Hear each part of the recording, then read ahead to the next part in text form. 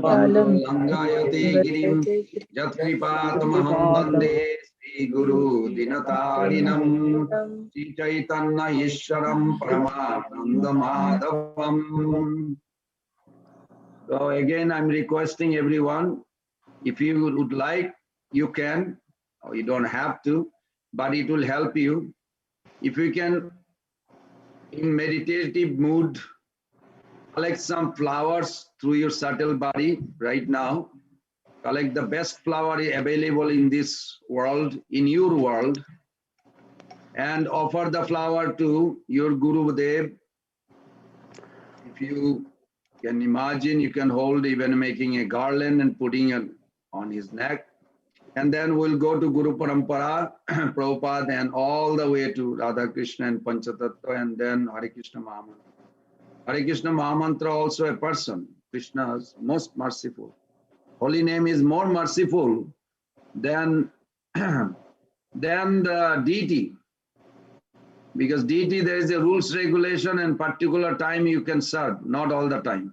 Holy name, you can serve anytime, anywhere, no restriction. It's the most merciful. So you please garland the holy name also, a beautiful form of the Lord. So we begin with this.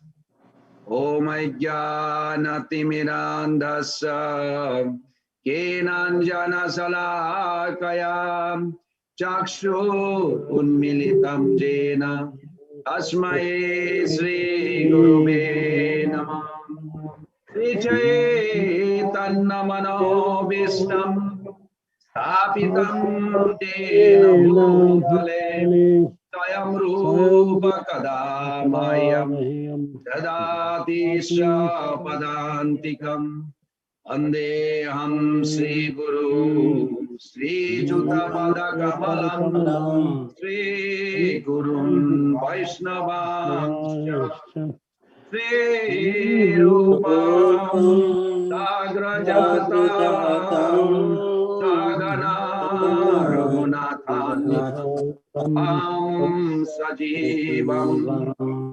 Sadvaitam Savadhutam Parijana Sahitam Krishna Chaitanya Devam Sri Radha Krishna Padam Sahagana Lalita Sri Vishakha Nityancha Om Vishnu Padaya Krishna Prestaya Bhutale Srimate Bhakti Vedanta Swamini Tinamine Namaste Saraswati Deve Gauravani Pracharine Nirvishesha Sunnavadi Paschata Deshatarine Ancha kalpa taruvesya kripa sindhupaye vacha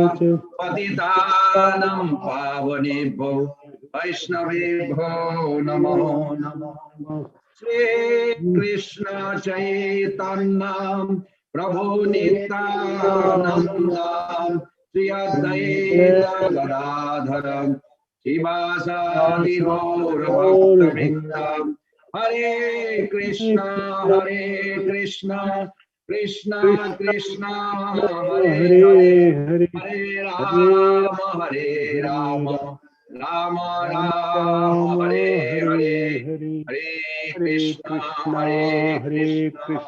Krishna Krishna, Hare Hare, Hare Rama, Rama Rama, Hare Hare. Hare Krishna, Krishna Krishna, Hare Hare, Hare Rama, Rama Rama.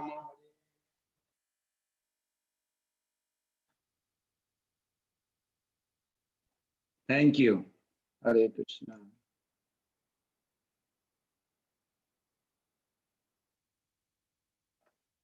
Is Mother Kirtida Kumari Devi Dasi available to read the first verse? Yes, Prabhuji. And followed by Baman Dev Prabhu, who also didn't read. And I need one more volunteer, whoever did not read so far. I will read, Prabhu. Okay, you can do that, Satya Devata Prabhu, after Bamandev.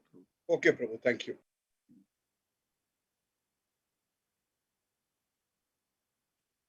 Mam hi partha vyapashritya yepi syu papayonaya striyo vaishyas tata shudras tepi yanti param gatim. O son of Pritha, those who take shelter in me, though they be of lower birth, women, Vaishyas, merchants, and Shudras, workers, can attain the supreme destination. Okay, one second, Mata. Sure. So I would like everybody to focus on this verse. This is one of the, maybe not in India, but rest of the world, some controversial discussion takes place on that verse. But Prabhupada gave a very clear understanding, and we should follow that. What I'm trying to say, that in Varnashram system, higher Varna or higher caste, you can say, are more suitable for practicing particular dharma, but not devotional service. I want to make it very clear. Everybody understand my way of expressing? When you are born in a Brahmana or Kshatriya or Vaishya, each of them has their duty with their particular caste. You are not born with ashram. Brahmachari, sannyasi, you are not born with. That you have to adapt it under Guru. But you are born with Varna. Everybody is born with a nature, particular nature, whether Brahmanical nature, Kshatriya nature, Vaishya nature, Sudra nature, you are born. Nothing you can do about it. Whether you planned or not, that you have to go back last life what you did. But at least when you are born, a particular family, these things are arranged. So just accept it. Okay, I'm born as a Sudra, I'm born as a Brahman. So then you have a particular dharma or duty. If you're a Brahmana, you act like a teacher of the society. If you are a Sudra, you have to serve everybody. If you are a Vaishya, you're supposed to maintain everyone. There are duties every person that born as a human. But to do bhakti, there is no pre-qualification. Anybody can do bhakti. Everybody understand that point?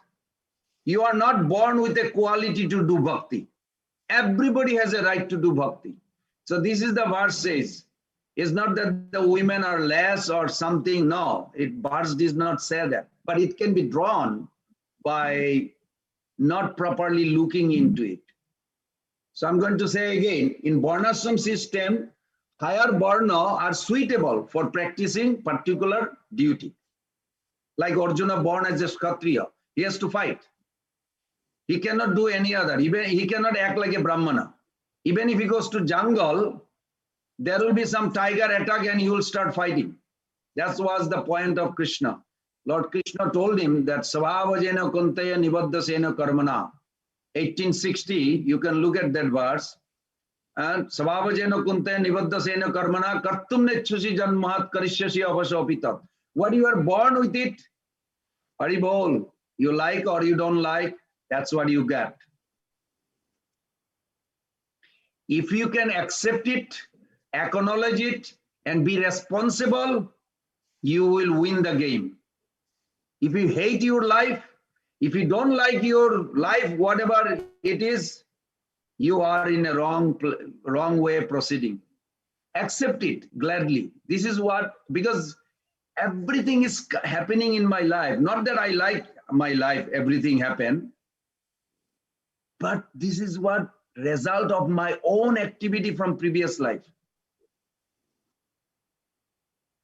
This life, Krishna is not going to let go what I'm born to experience without experiencing.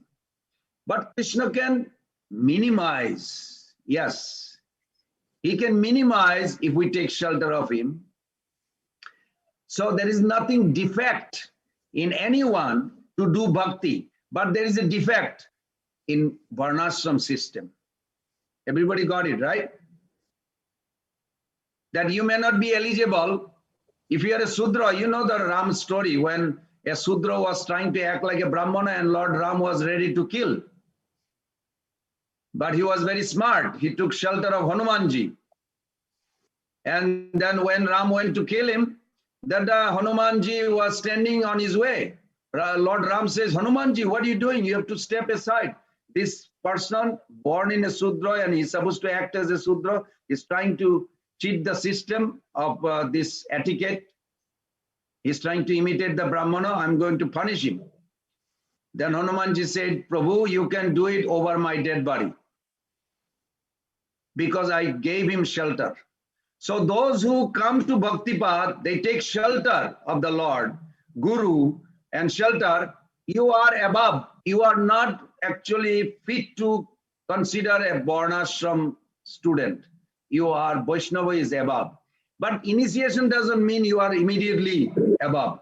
You have to act on it. Initiation is a event of purification. So here this verse, Mataji going to read the purport, that for devotional service there is no disqualification. Everybody is eligible. Bhakti does not recognize such discrimination. But as a Varnashram, they can, there is a discrimination. But as for Bhakti, you are above and anybody can be elevated if they practice devotional service. Okay, Mata, go ahead. I'm sorry. Perfect. It is clearly declared here by the Supreme Lord that in devotional service there is no distinction between the lower and higher classes of people. In the material conception of life, there are such divisions, but for a person engaged in transcendental devotional service to the Lord, there are not. Everyone is eligible for the supreme destination. In the Srimad Bhagavatam 2.4.18, it is stated that even the lowest, who are called Chandalas, dog eaters, can be purified by association with a pure devotee. Therefore, devotional service and the guidance of a pure devotee are so strong that there is no discrimination between the lower and higher classes of men. Anyone can take to it. The most simple man taking shelter of the pure devotee can be purified by proper guidance. According to the different modes of material nature, men are classified in the mode of goodness, Brahmanas, the mode of passion, Kshatriyas or administrators, the mixed modes of passion and ignorance, Vaishyas or merchants, and the mode of ignorance, Shudras or workers. Those lower than them are called Chandalas, and they are born in sinful families. Generally, the association of those born in sinful families is not accepted by the higher classes. But the process of devotional service is so strong that the pure devotee of the Supreme Lord can enable people of all the lower classes to attain the highest perfection of life. This is possible only when one takes shelter of Krishna. As indicated here by the word Vyapashritya, one has to take shelter completely of Krishna. Then one can become much greater than great jnanis and yogis. Very good. It's very funny. I remember a story. I won't say the name because you may meet him. He's a wonderful devotee. So there was a nice discussion that how we divide the varnashram by the quality of the modes that you are born with and you grow up with. Not only birth, but you also grow up with. Whether you're contaminated by ignorance or passion or goodness, and you mold your life. So the discussion went on, and we said that those who are in Tamagun, they are Rakshasi mentality. They're man-eater. They literally eat man. And they're not considered they can come to Brahmanical stage, ever. It's impossible. Those who are Kshatriya, they are always envious, jealous, and they are trying to control over others, lord over others. So this explanation was going on, and he said, Bhakti is so wonderful.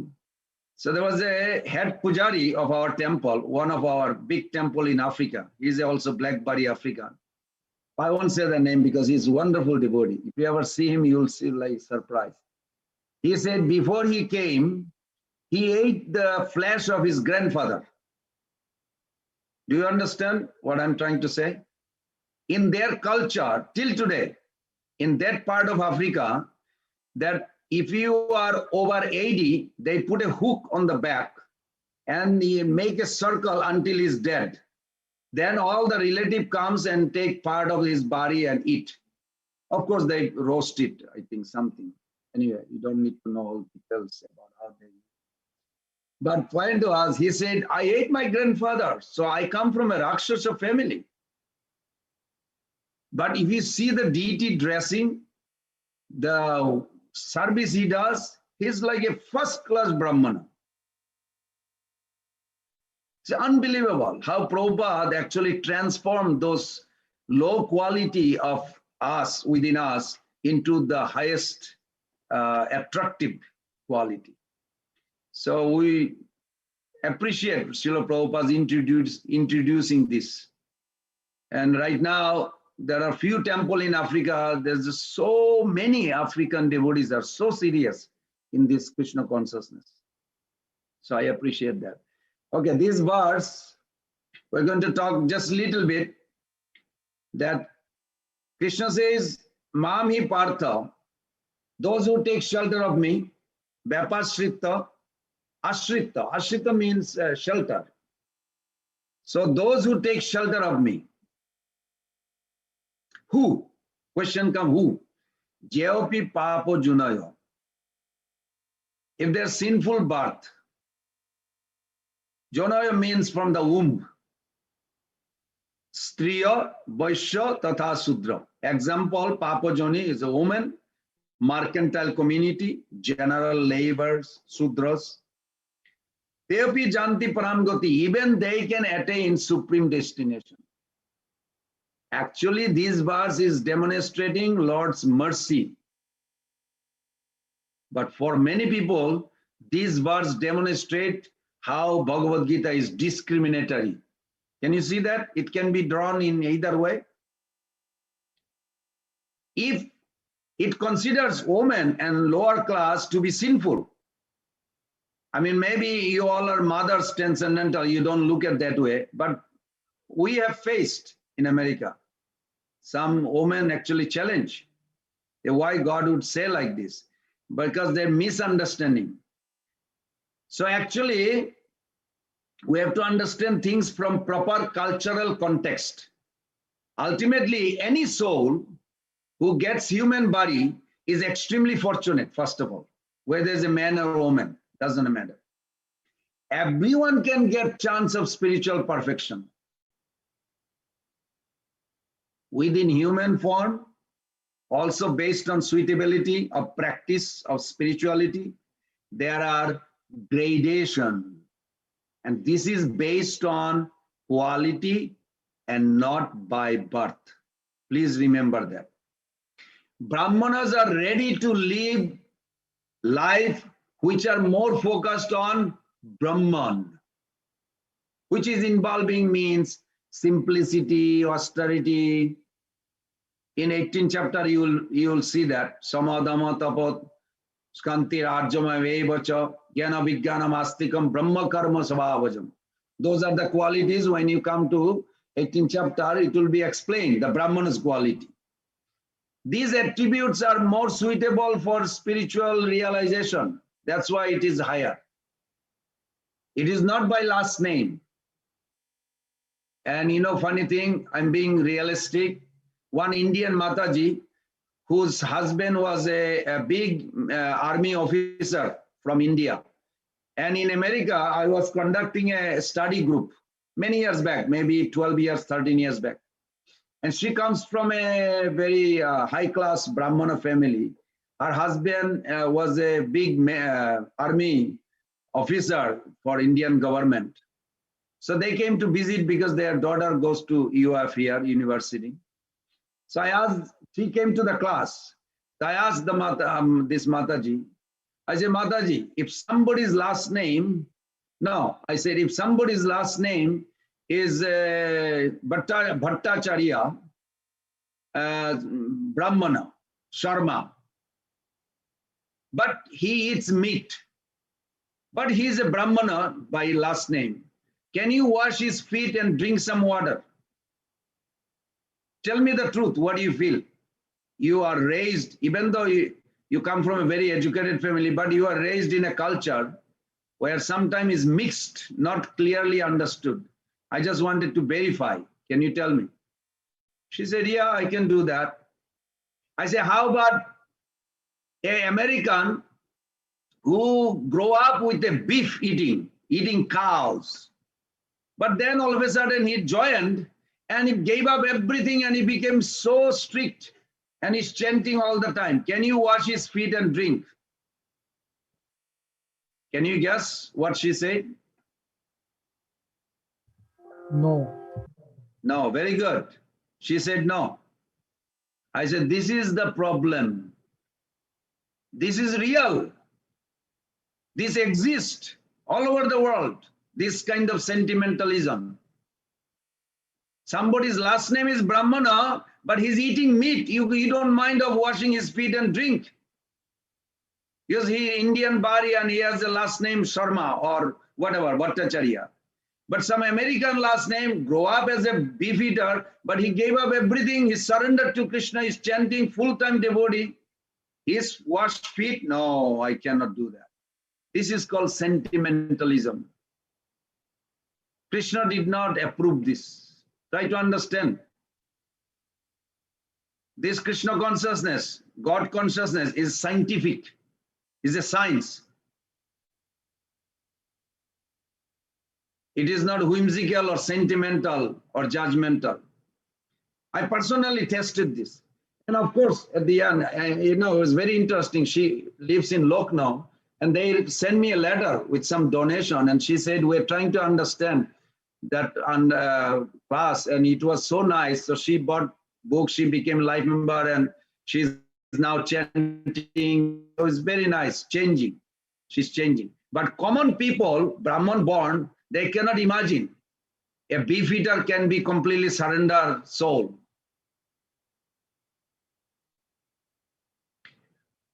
On the other hand, those who are not Brahman, who are not ready to regulate themselves, much they are considered Sudras. And they are not ready to harmonize themselves for spiritual advancement. I want everybody to remember one thing, that what I understood, Brahmana means, not by last name, Brahmana means closest to God. Anybody is closer to God is called Brahmana. And I can give you a sloka to back up that, why I believe that. Sudra means those who are farthest. They have no interest to God, whether they are atheist or whatever it is, they are called Sudra to me.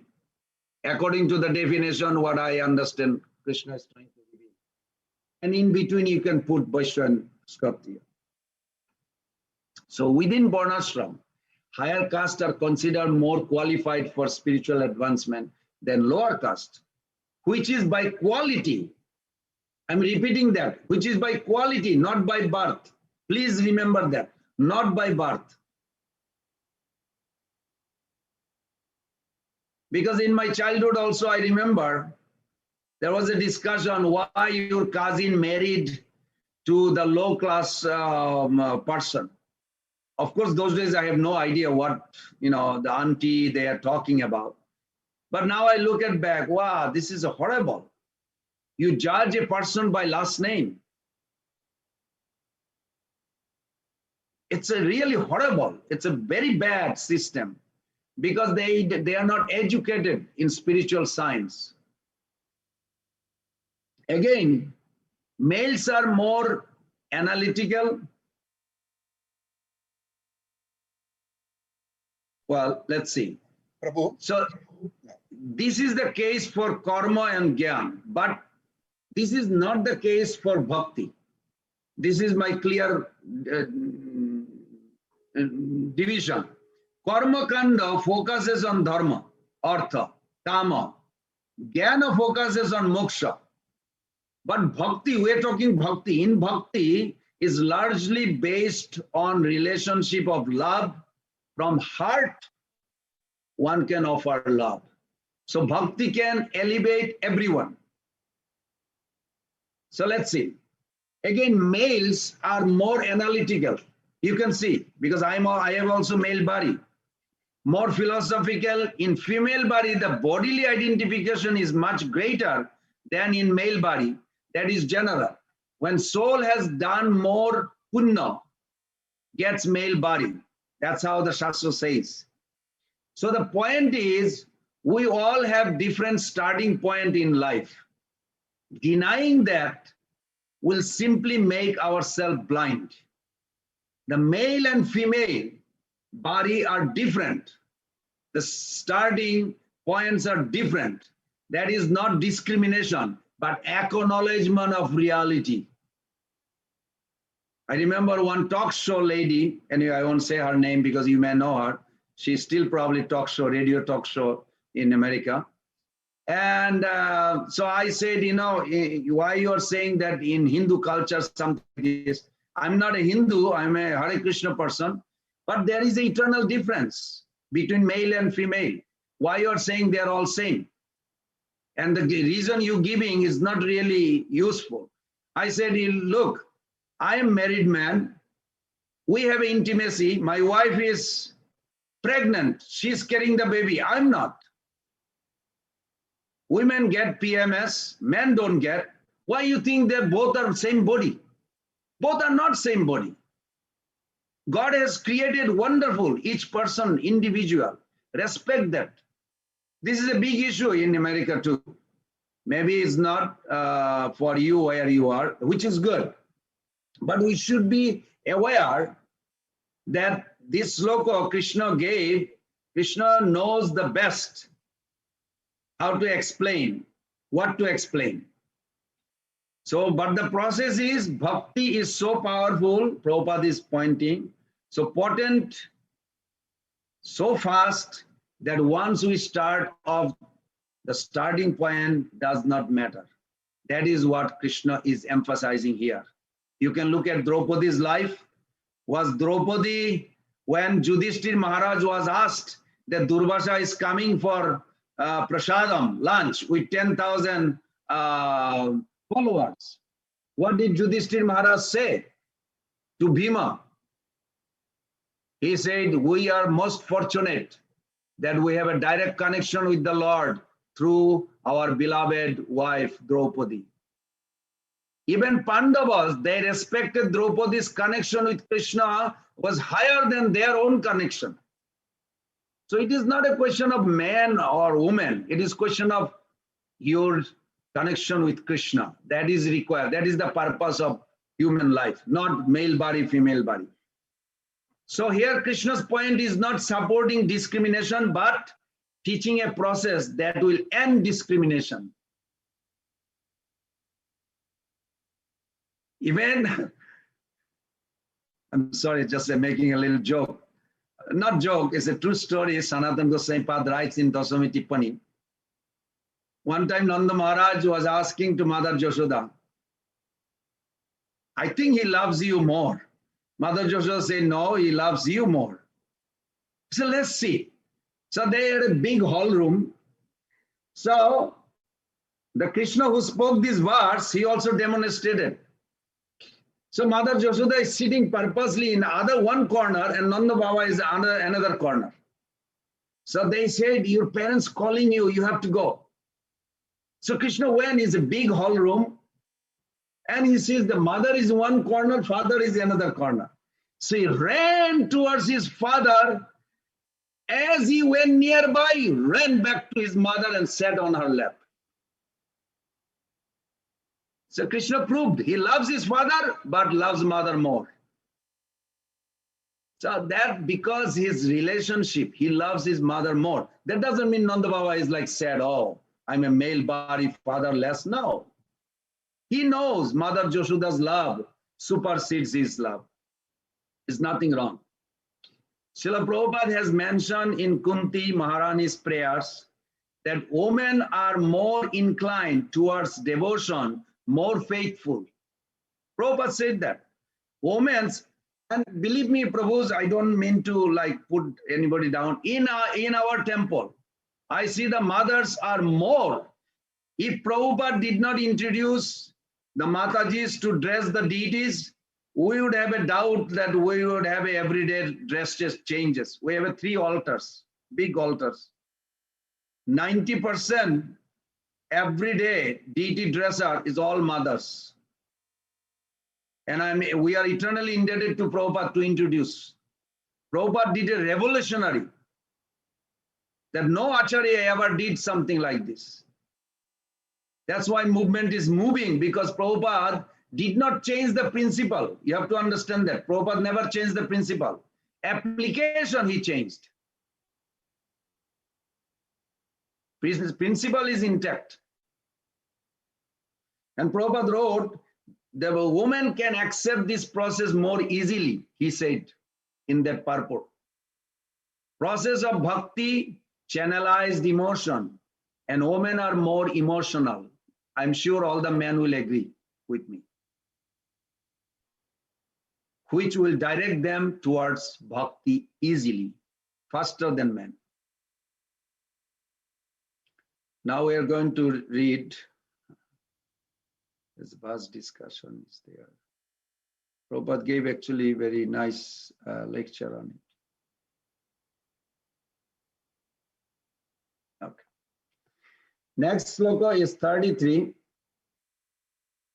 And that sloka we are going to focus while Bhamandev Prabhu, I hope he's there. I don't see him today. Bhamandev Prabhu, are you there?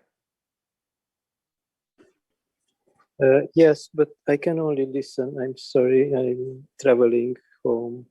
Oh, you're traveling. Okay. Still Prabhu. having some work to do. Okay. Yes, but I can hear. That will be fine, Prabhu. Thank you so much. You keep on listening. That will be fine. Satyadevata Yes. Prabhu, you didn't read, right? You can read 33. So everybody, you can look at on 33. Krishna encourages Arjuna by saying, anybody, anywhere can be elevated. Then why can't you? It's like he's pointing out to Arjuna in this sloka. Go ahead, Prabhu. Hare Krishna. Kim punar brahmana punya bhakta rajashraya tada anityam ashukam lokam imam prapya bhajashva mam. Purport by A.C. Bhaktivedanta Swami Prabhupada. How much more this is so of the righteous brahmanas, the devotees and the saintly kings. Therefore, having come to this temporary miserable world, engage in loving service unto me. Purport. In this material world, there are classifications of people, but after all, this world is not a happy place for anyone.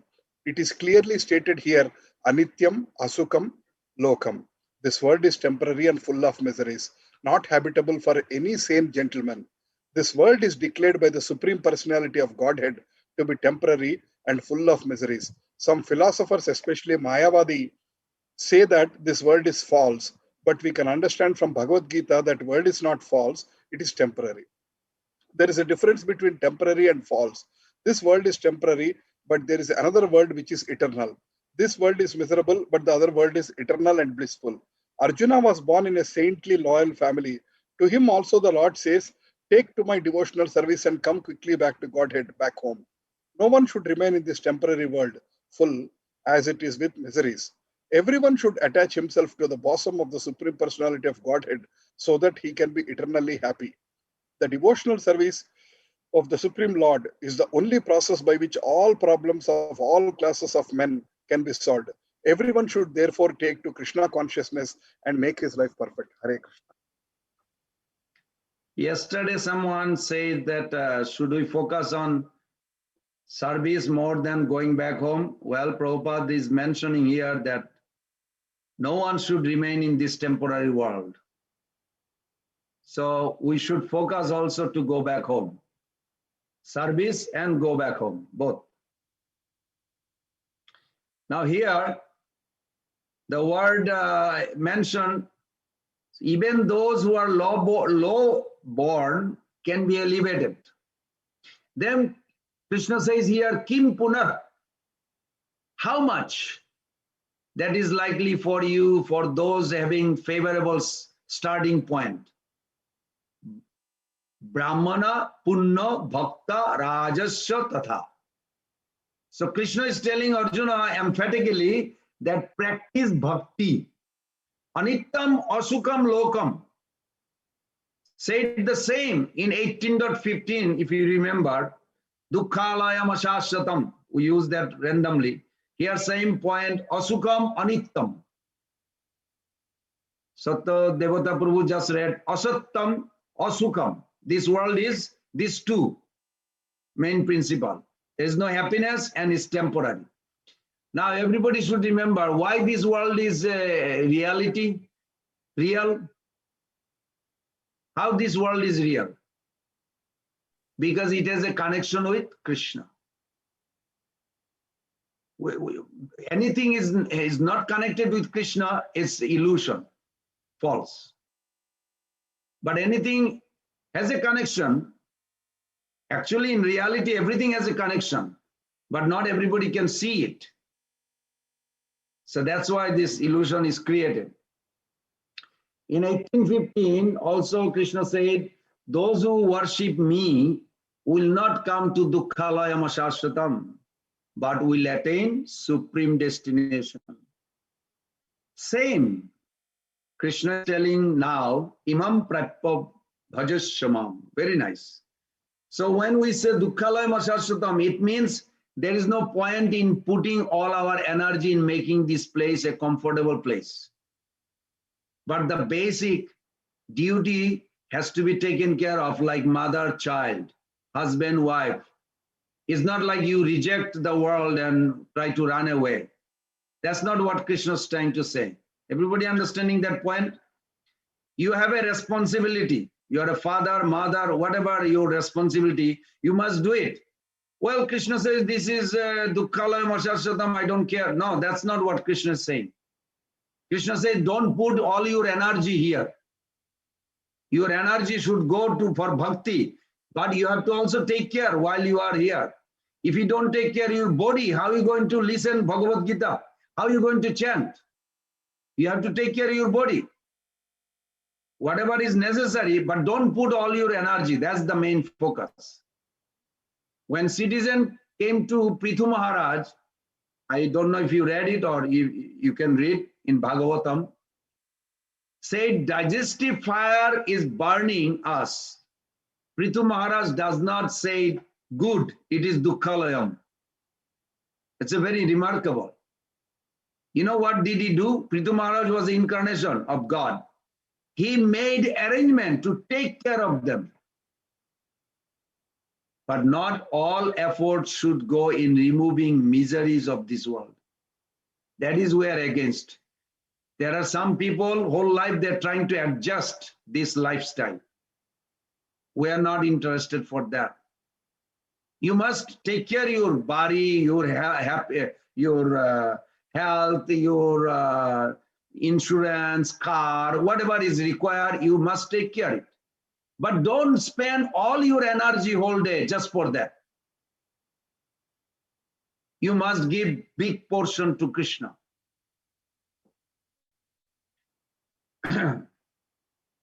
So Janma Mrityu Jara Vedi, you heard that many times, is for everyone. But three clashes are depending how we act. So we can minimize our suffering on our own choice. I can relate with that because I act on it. Here Krishna says, so Imam Prapya, now you are here, then do Bhajashamam. Krishna says very clearly.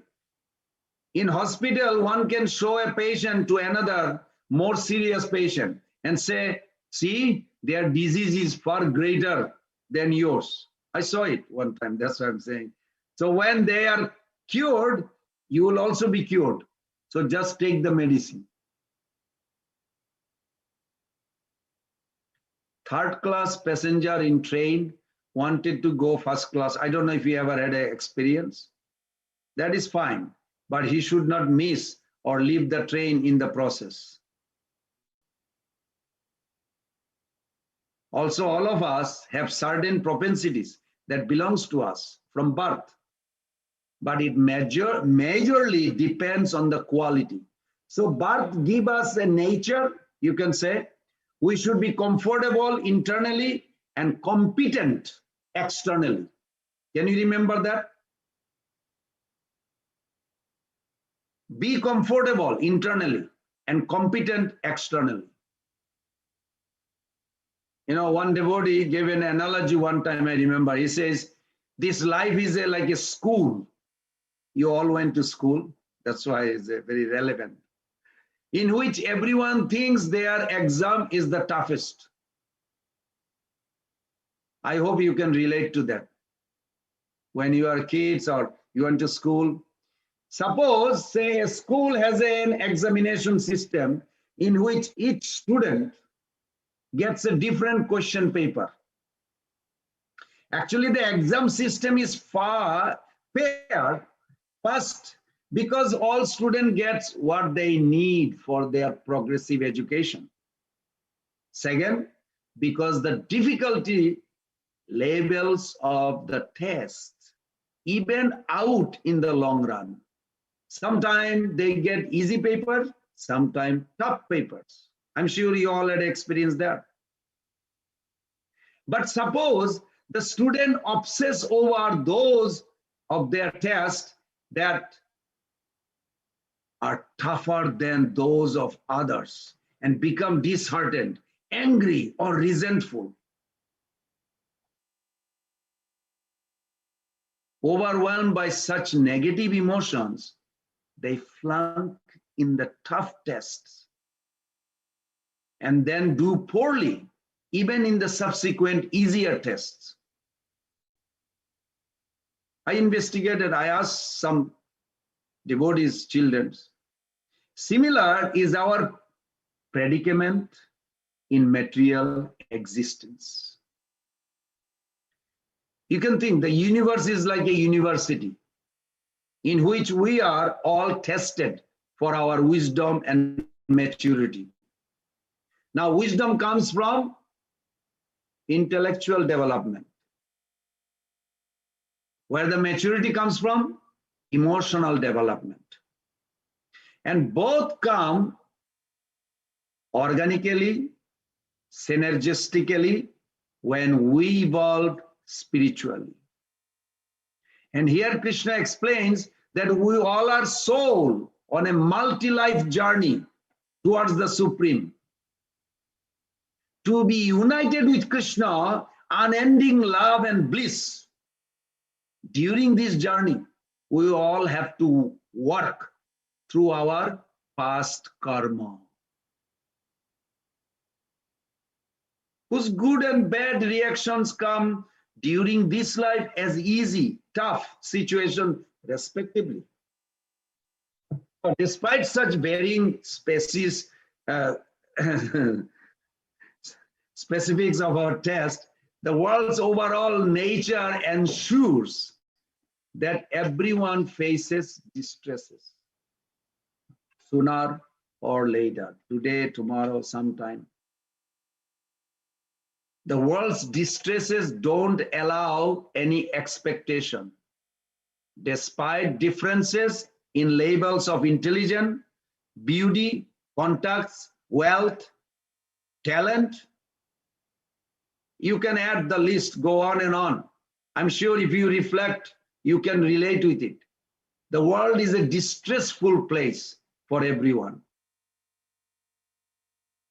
If we can appreciate, so my suggestion is if we can appreciate and assimilate what Sri Krishna, this Bhagavad-Gita inside, then we can avoid both resenting our tough test or envying others' easy test.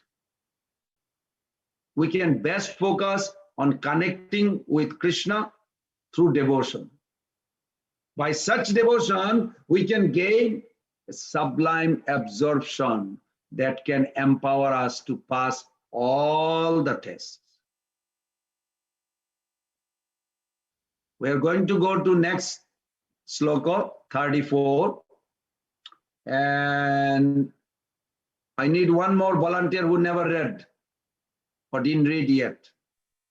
I can read. I can read, Prabhu. Nirguna Prabhu, and then Jai Prabhu. Okay. Nirguna Prabhu, please go ahead. 34, very important verse too. Okay. Manmana bhava mad bhakto madhyajimam namaskuru amevashyasi uktavyam atmana mad parayana. Engage your mind always in thinking of me, become my devotee. Offer obeisances to me and worship me. Being completely absorbed in me, surely you will come to me. Purport.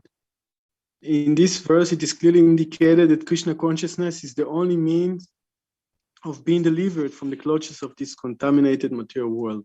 Sometimes unscrupulous commentators distort the meaning of what is clearly stated here, that all devotional service should be offered to the Supreme Personality of Godhead Krishna.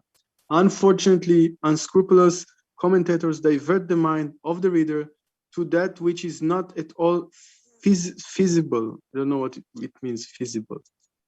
Such commentators do not know that there is no difference between Krishna's mind and Krishna. Krishna is not an ordinary human being. He is absolute truth.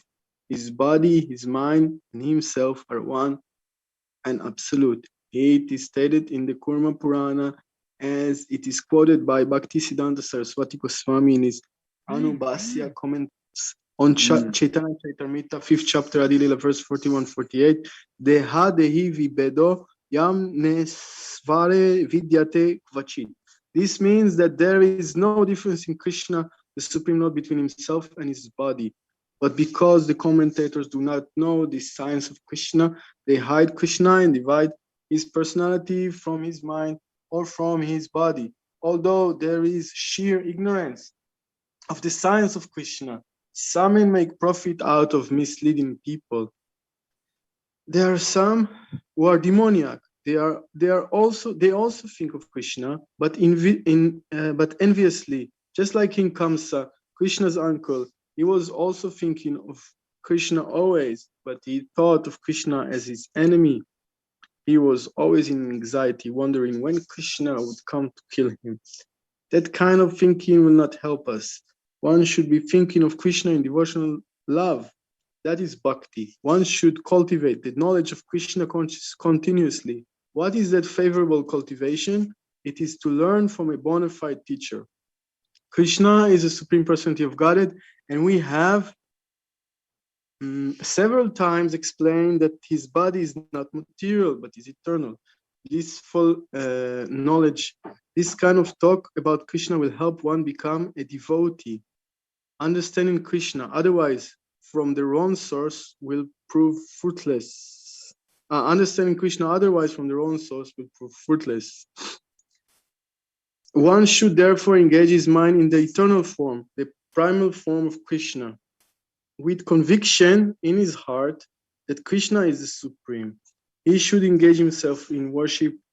There are hundreds of thousands of temples in India for the worship of Krishna, and devotional service is practiced there. When such practice is made, one has to offer obeisances to Krishna. One should lower his head before the deity and engage his mind, his body, his activities, everything. That will make one fully absorbed in Krishna without deviation. This will help one transfer to Krishna Loka. One should not be deviated by unscrupulous commentators. One must engage in the 9 different processes of devotional service, beginning with hearing and chanting about Krishna. Pure devotional service is the highest achievement of human society.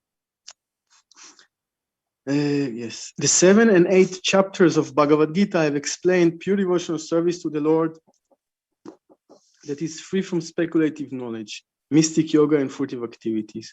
Those who are not purely sanctified may be attracted by different features of the Lord, like the personal Brahma Jyoti and localized Paramatma.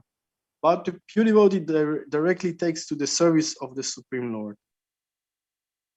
There is a beautiful poem about Krishna in which it is clearly stated that any person who is engaged in the worship of demigod is most unintelligent and cannot achieve at any time the supreme award of Krishna.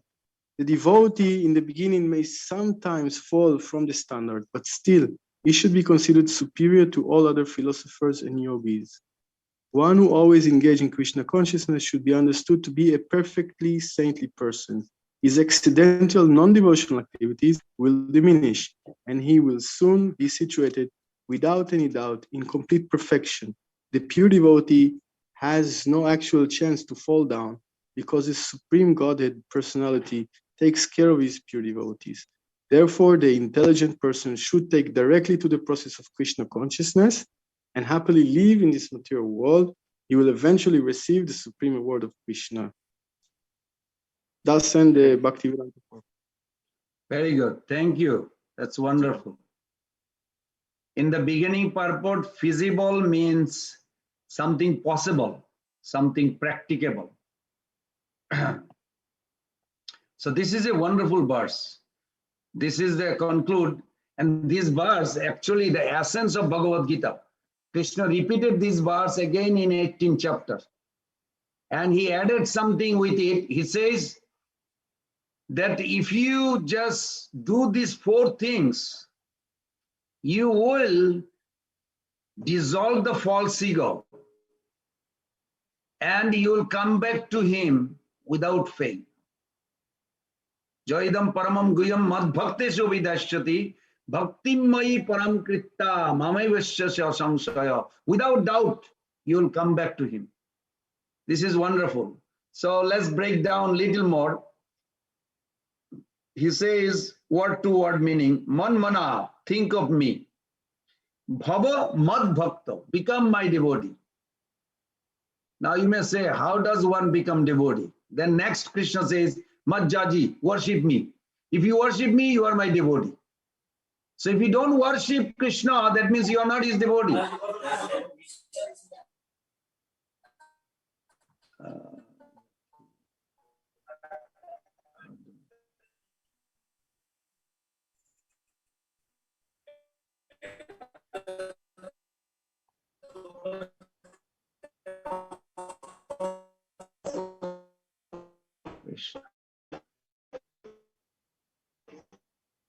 Okay. Then Majjaji, worship me.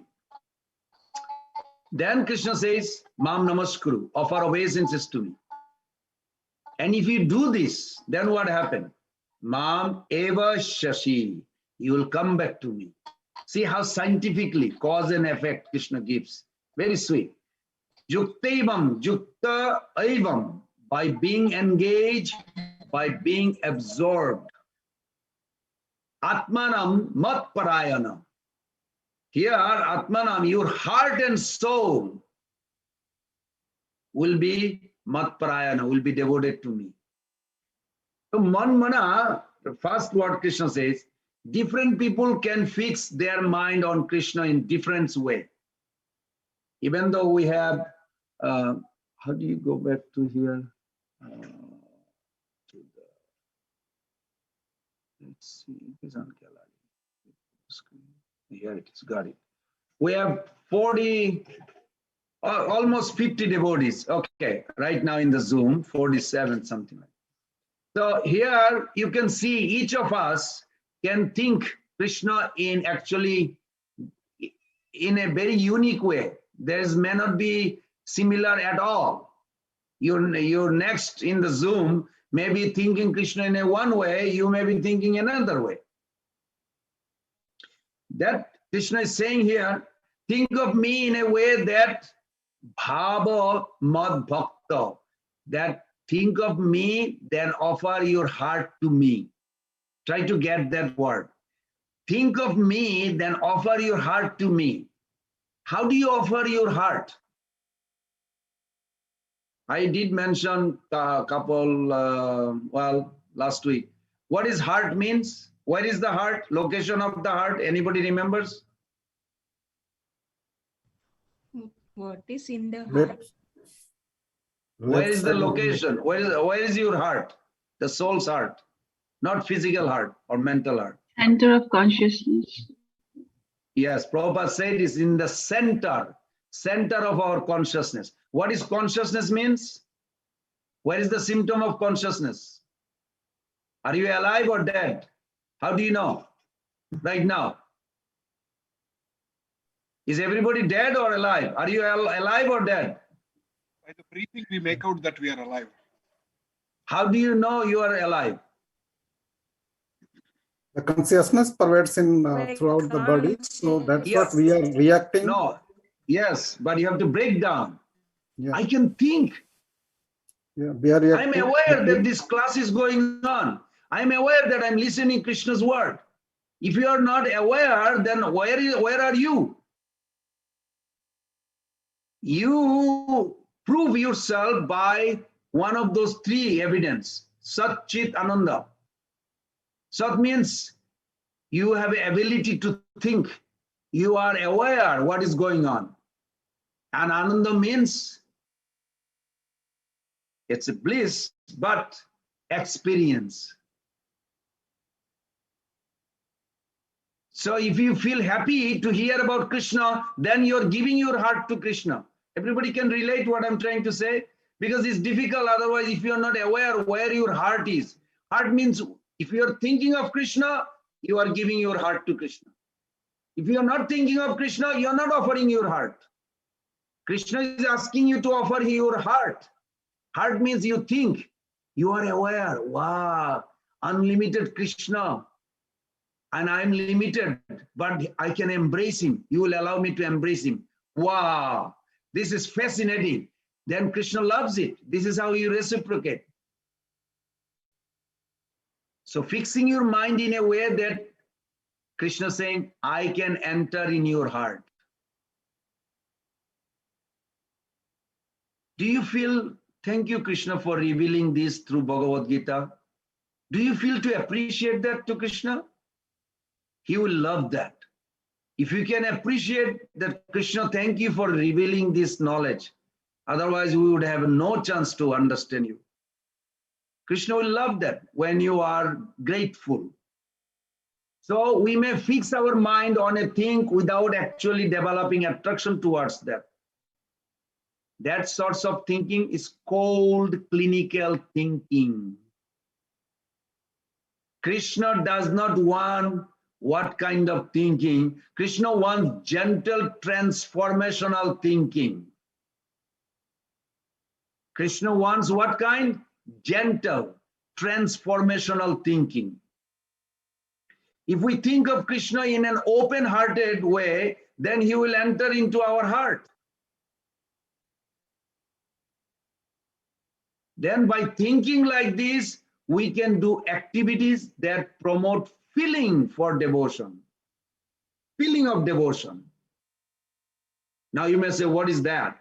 Majjaji, he used that word, Majjaji mam namaskuru. He said, worship me.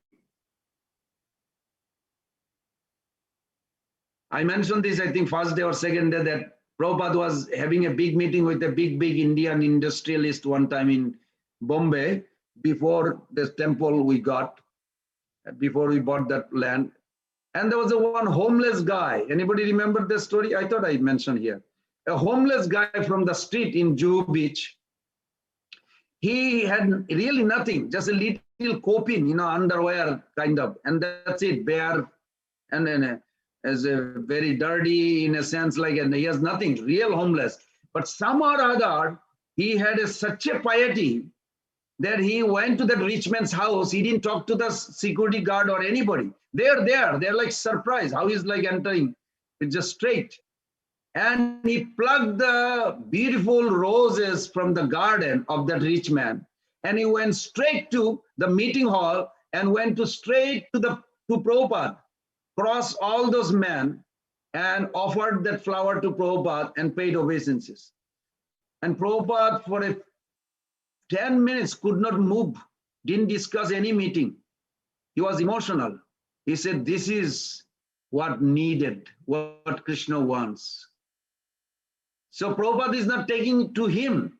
Try to understand, Prabhupada does not take to him. He is taking from this man an offering to Krishna.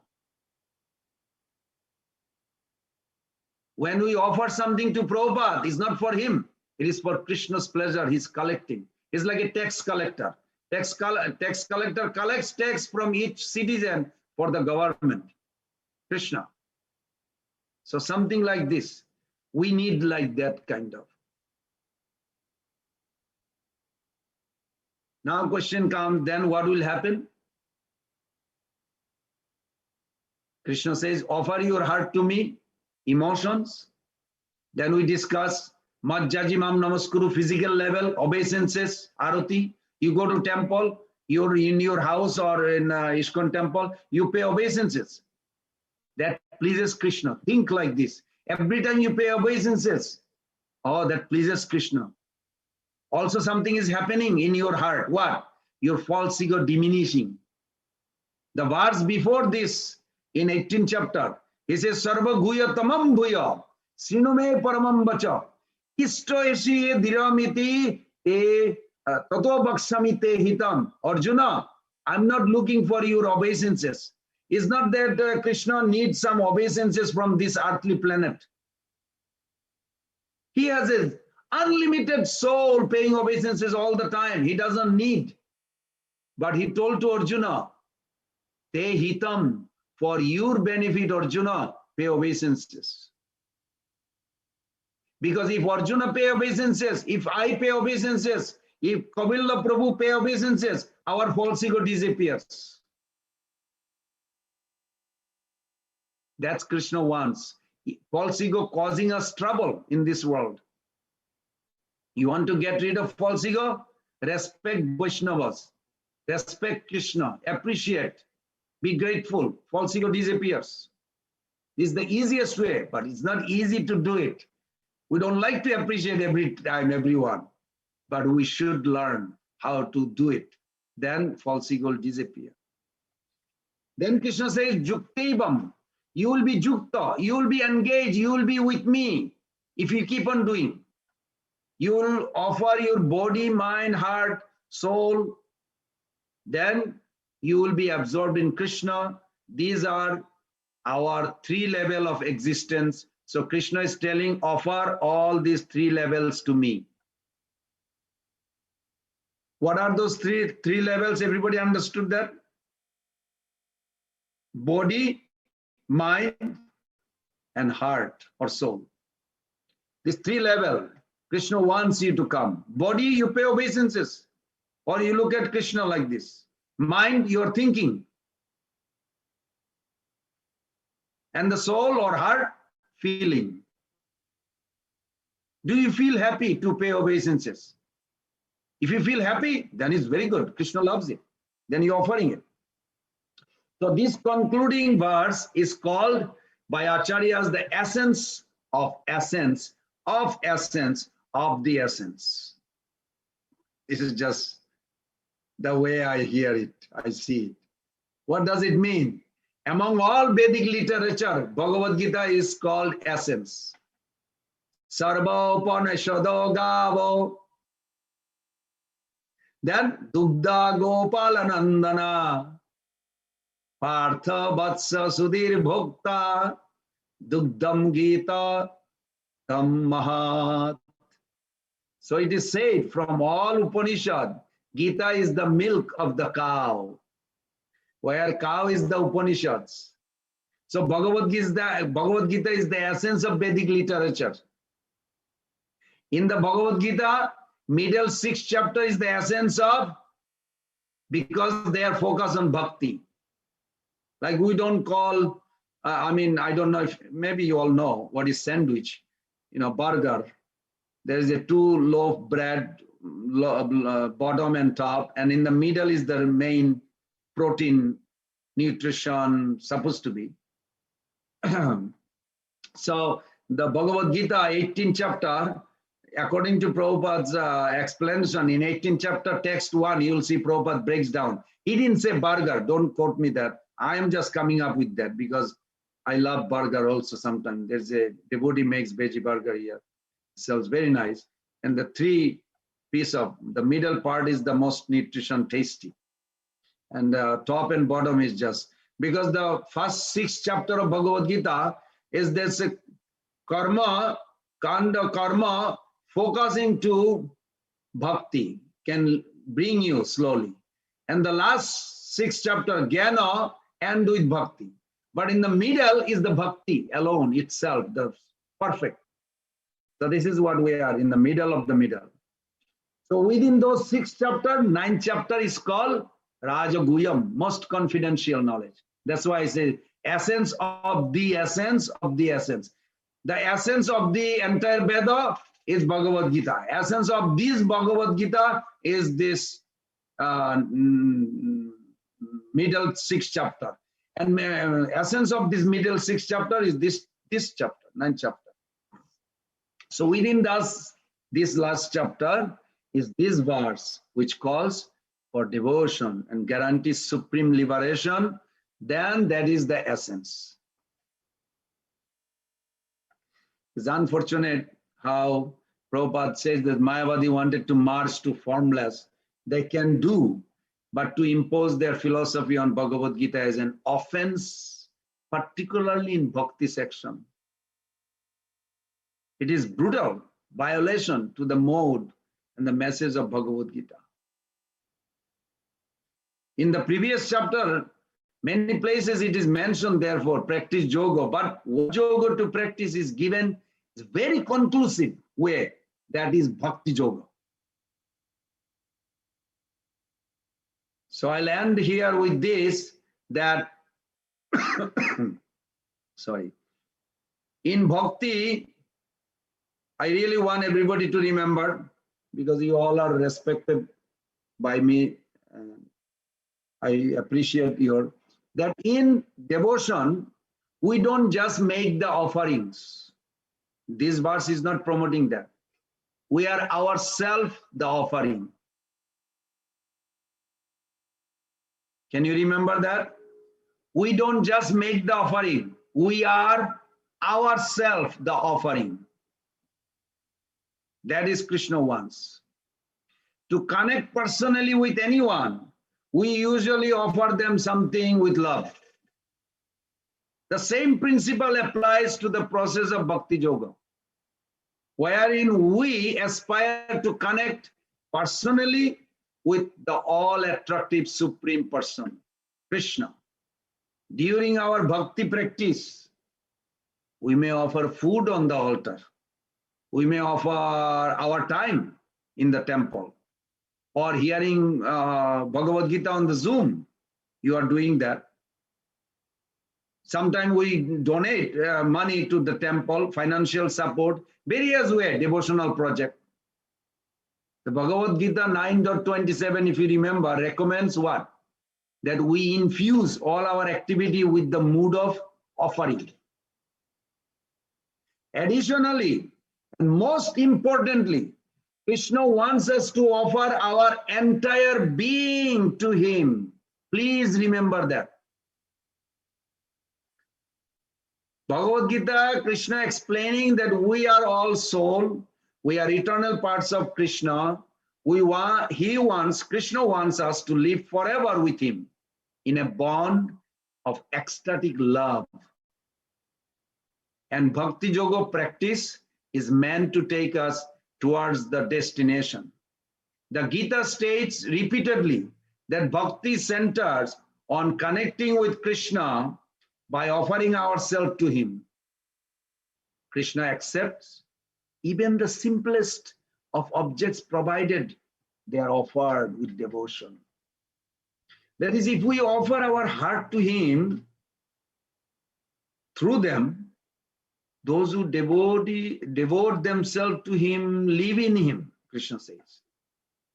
That is, they become the offering that is eternally united with him in love. I'm sure you remember 9.29. Those who practice bhakti and offer themselves to him, Atmana Mat Parayana, we just read, attain him. So what's the conclusion? That we are offering that Krishna wants most. Understanding this is empowering, devotionally and emotionally. Devotionally empowering, how when a verse Material circumstances make it impossible for us to offer anything materially valuable to Krishna. We may feel disheartened, but we don't need to be. We can still offer something vital and valuable.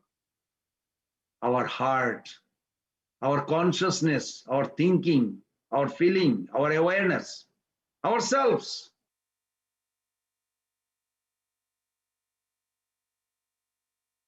And how do you do emotionally empowering? Amidst adversities, we may feel resentful, but we can stay purposeful by focusing our consciousness on Krishna. We can stay purposeful by focusing our consciousness on Krishna.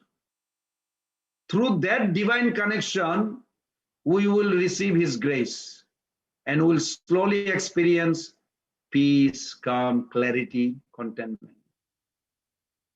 So I'm ending here. I'm not going to ask you any question or comment right now until we finish. We want to start, unless somebody has something to do with this sloka that we just read, or we'll proceed to chapter 10.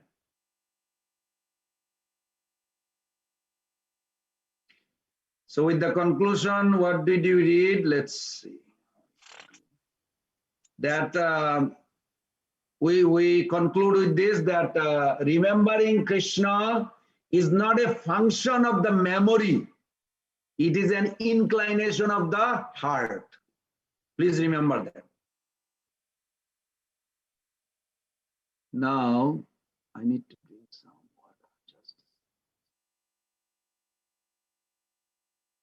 water. I need a few devotee volunteers who did not read yet to start the chapter 10, but I'll be back in 30 seconds. I need to get little water. Hare Krishna Prabhuji, can I read Prabhu? Yes, Mata, what is your name? I'm Arundhati Prabhuji. Can you write down? Hare Krishna, Dandavat Pranams. You don't see. Chapter 10, right, Prabhuji? Yes, Mother, I'm back. The opulence of the Absolute. Just wait for a 1 minute. I'm going to say something for everybody to. That's okay. Chapter 10. Made a little note. It started with Arjuna did not ask any question. Try to understand this. You will not see Arjuna's asking question. Krishna is in ecstasy.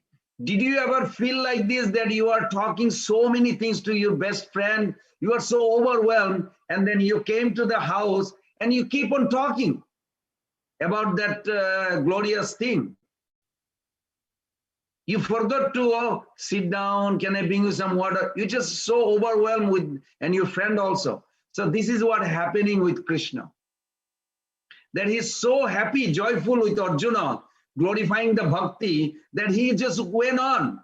There is no question answer. Arjuna is not asking a question in chapter 10. You will not see in the beginning. Krishna is in ecstasy while speaking Bhakti Yoga. He did not need any question to proceed further. So, chapter 10 will break it down into 4 sections. 1 to 7, Krishna is going to reveal no one knows Krishna as he is the source of all. Then 8 to 11 is the most important Chatusloki. I'm sure you all heard about this Chatusloki. Means if you remember this 4 sloka, you remember whole Bhagavad-Gita. 8, 9, 10, 11, this 4 sloka. Then 12 to 18, Arjuna accepts Krishna's glories and desire to hear more. Just imagine, put yourself with Krishna. Imagine your friend, is showing eagerness to hear what you are saying for last 1 hour. Yeah, tell me more. I really want to know. you feel, how do you feel? You feel like, wow, he wants to know or she wants to know more. Then you are excited more to tell. So Krishna and Arjuna's situation, even though 640 million people are waiting to kill each other, but they are in their own world. They are in love, talking. So Krishna just loved to hear, express, and Arjuna says, I want to hear more. Krishna says, sure. So he went like this, 12 to 18. Text 12 to 18, we'll see that. Then 19 to 42, total 42 text. 19 to 42, how to know Krishna. Krishna going to reveal to Arjuna in this world. That's such a wonderful. Krishna will reveal to Arjuna how to know Krishna through his vibhuti. Vibhuti means, wow, like this, astonishing, or any glorious things. Krishna said, you can see me there. You cannot control your mind because that's me. Oh, really? Wow. So you will be like, wow, you can relate Krishna. This is so wonderful. So this chapter is called Vibhuti Yoga or opulence. What was 7th chapter, if you remember? Knowledge of the absolute. 9th chapter was most confidential knowledge.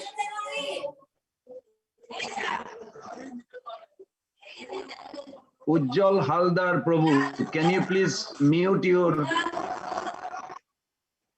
Ujjal Haldar Prabhu, can you mute your side, please? Otherwise, I have to mute you. Thank you. Then chapter 10 focuses on glory of Bhagavan so that one can enhance his bhakti. So we'll start with the text 1. 1 to 7, everybody remembers? No one knows Krishna as he is the source of all. We are going to start hearing. Go ahead, Mata.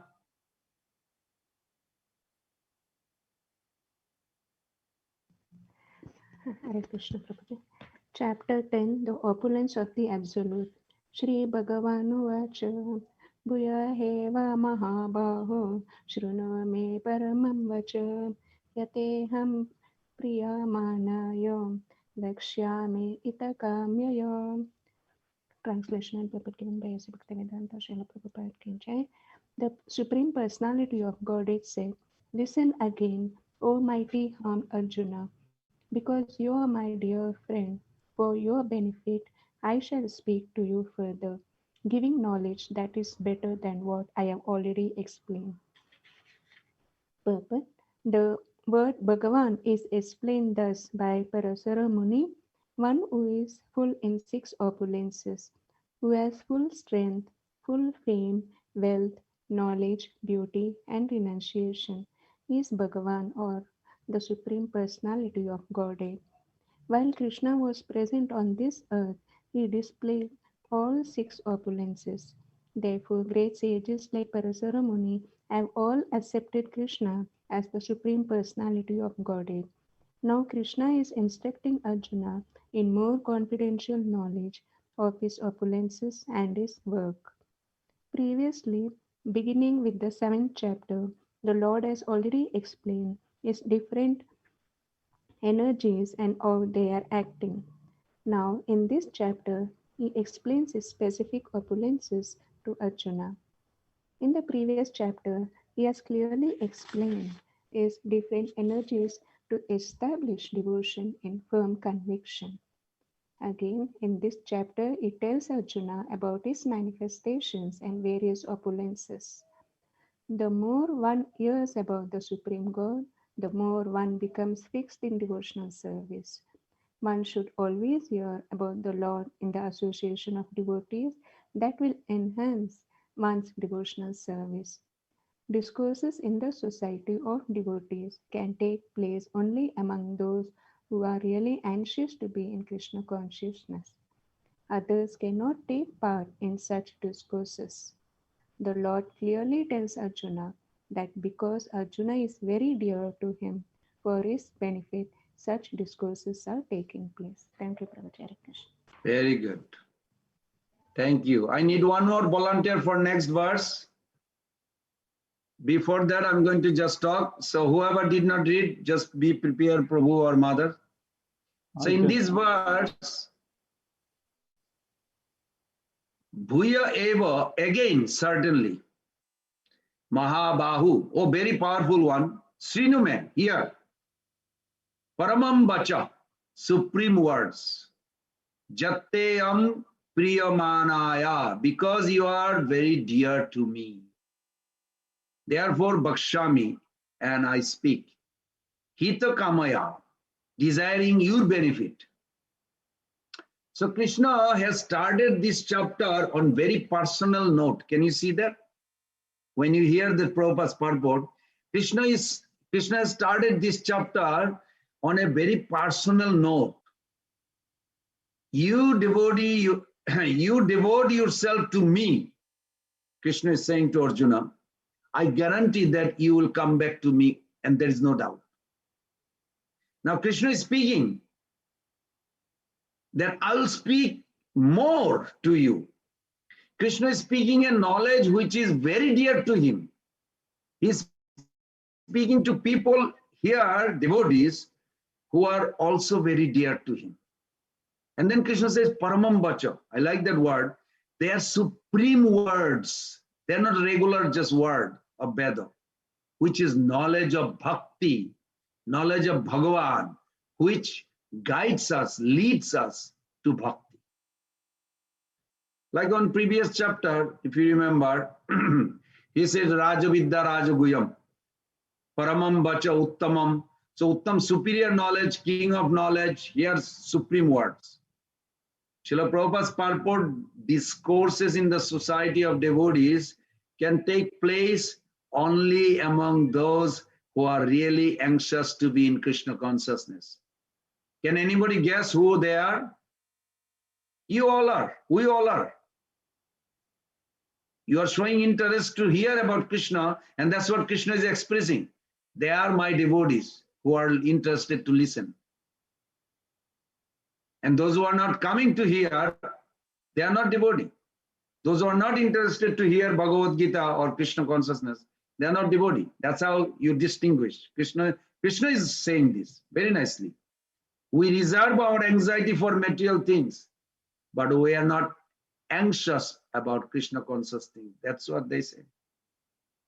Even Krishna conscious can be at different level. Fear, desire, duty, and love. So please examine your heart right now. At what level you are coming to Krishna consciousness. At our level, Rupa Goswami Pad has said, Jana Kena Prakarana Mano Krishna Niveshay. Some or other, try to remember Krishna. So what Krishna is revealing? That this Bhagavad Gita is a revelation of love and an invitation to love. So the next verse, text 2. Jai Nayar Prabhu. Okay, Hari Bol. And you are followed by another devotee also who did not read. Please be ready. Name viduha suraganaha prabhavam na maharshayah ahamadirhi devanam maharshinam cha sarvashaha. Neither the hosts of demigods, nor the great sages, nor my origin or opulences, for in every respect I am the source of the demigods and sages. Purport, as stated in the Brahma Samhita, Lord Krishna is the Supreme Lord. No one is greater than him. He is the cause of all causes. Here it is also stated by the Lord personally that he is the cause of all the demigods and sages. Even the demigods and great sages cannot understand Krishna. They can understand neither his name nor his personality. So what is the position of the so-called scholars of this tiny planet? No one can understand why this Supreme God comes to earth as an ordinary human being and executes such wonderful, uncommon activities. One should know then that scholarship is not the qualification necessary to understand Krishna. Even the demigods and the great sages have tried to understand Krishna by their mental speculation, and they have failed to do so. In the Srimad Bhagavatam also, it is clearly said that even the great demigods are not able to understand the Supreme Personality of Godhead. They can speculate to the limits of their imperfect senses and can reach the opposite conclusion of impersonalism, of something not manifested by the three qualities of material nature. Or they can imagine something by mental speculation. But it's not possible to understand Krishna by such foolish speculation. Here the Lord indirectly says that if anyone wants to know the absolute truth, here I am present as the Supreme Personality of Godhead. I am the Supreme. One should know this. Although one cannot understand the inconceivable Lord who is personally present, he nonetheless exists. We can actually understand Krishna, who is eternal, full of bliss and knowledge, simply by studying his words in Bhagavad-Gita and Srimad Bhagavatam. The conception of God as some ruling power or as the impersonal Brahman can be reached by persons who are in the inferior energy of the Lord. But the personality of Godhead cannot be conceived unless one is in the transcendental position. Because most men cannot understand Krishna in his actual situation, out of his causeless mercy, he descends to show favor to such speculators. Yet, despite the Supreme Lord's uncommon activities, these speculators, due to contamination in the material energy, still think that the impersonal Brahman is the Supreme. Only the devotees who are fully surrendered unto the Supreme Lord can understand by the grace of the Supreme Personality that he is Krishna. The devotees of the Lord do not bother about the impersonal Brahman conception of God. Their faith and devotion bring them to surrender immediately unto the Supreme Lord. And out of the causeless mercy of Krishna, they can understand Krishna. No one else can understand him.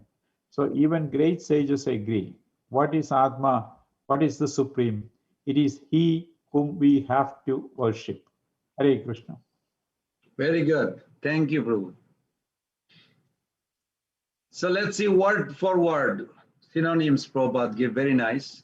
I like those where Prabhupada, you can, when you look, focus on the word meaning, you can see where Prabhupada's drawing his translation and beautiful comment, purport. Name Bidhu. I am not known. This is the Krishna's first opinion, that I'm not known. Nobody knows me. Then you may say, who doesn't know Krishna? Suragana, the various demigods, all the demigods. But we generally think the demigods should know God, Krishna, isn't it? We think like that. But Krishna says, no, they don't know.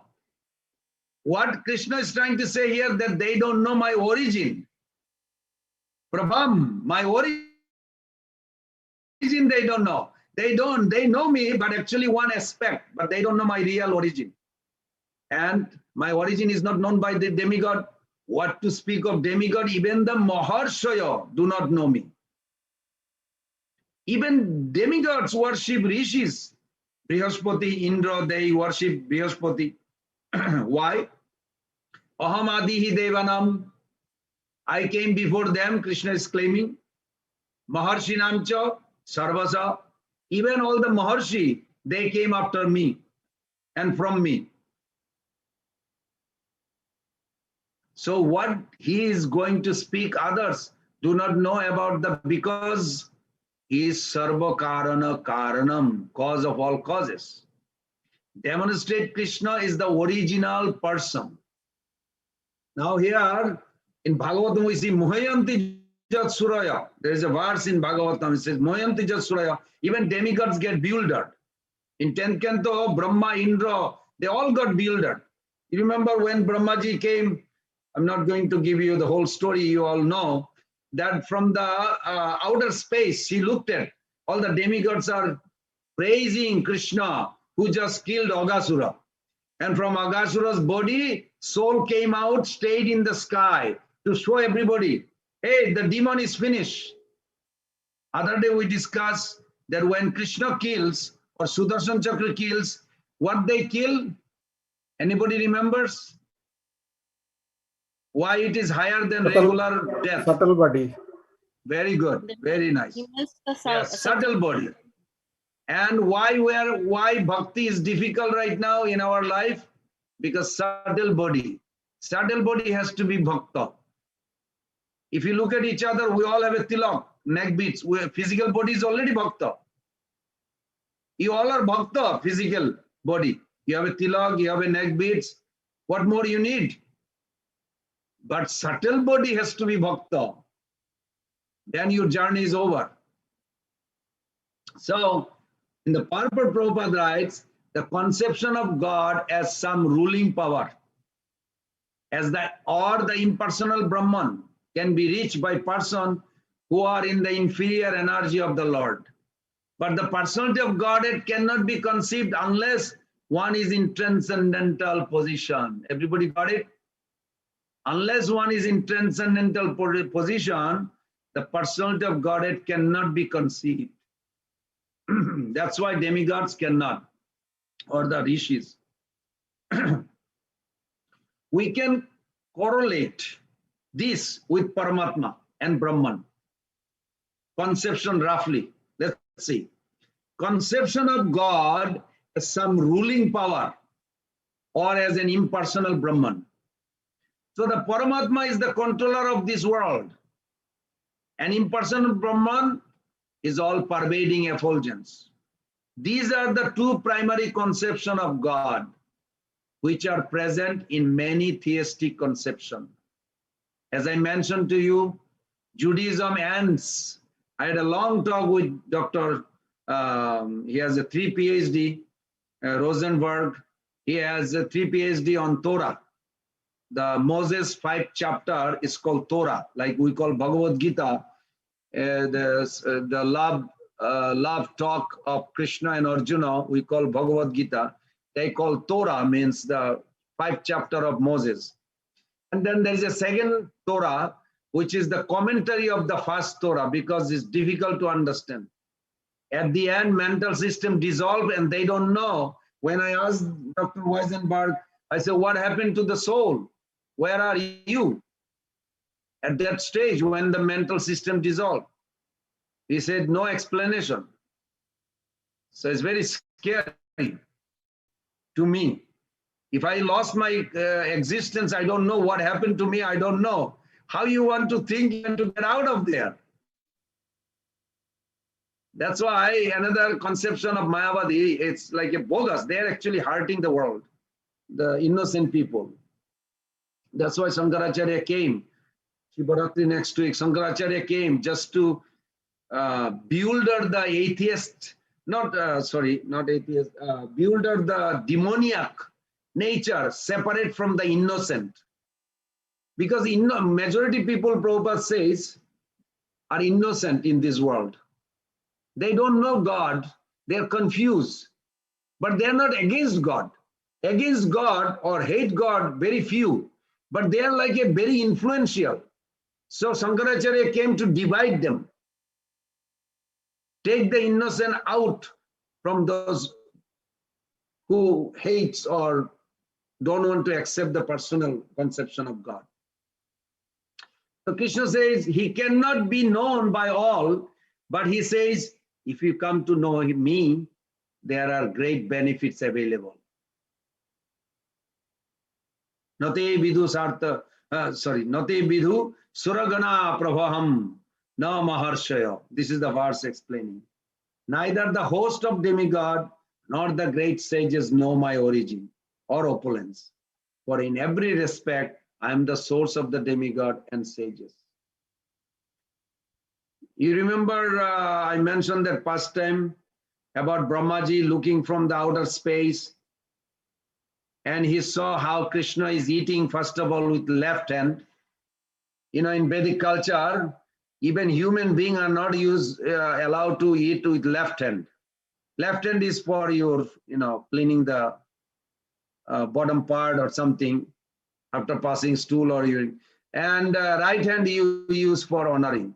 But Krishna was eating yogurt with his coward friends, picnic, Ban Bhojan. And he's eating the yogurt with his left hand.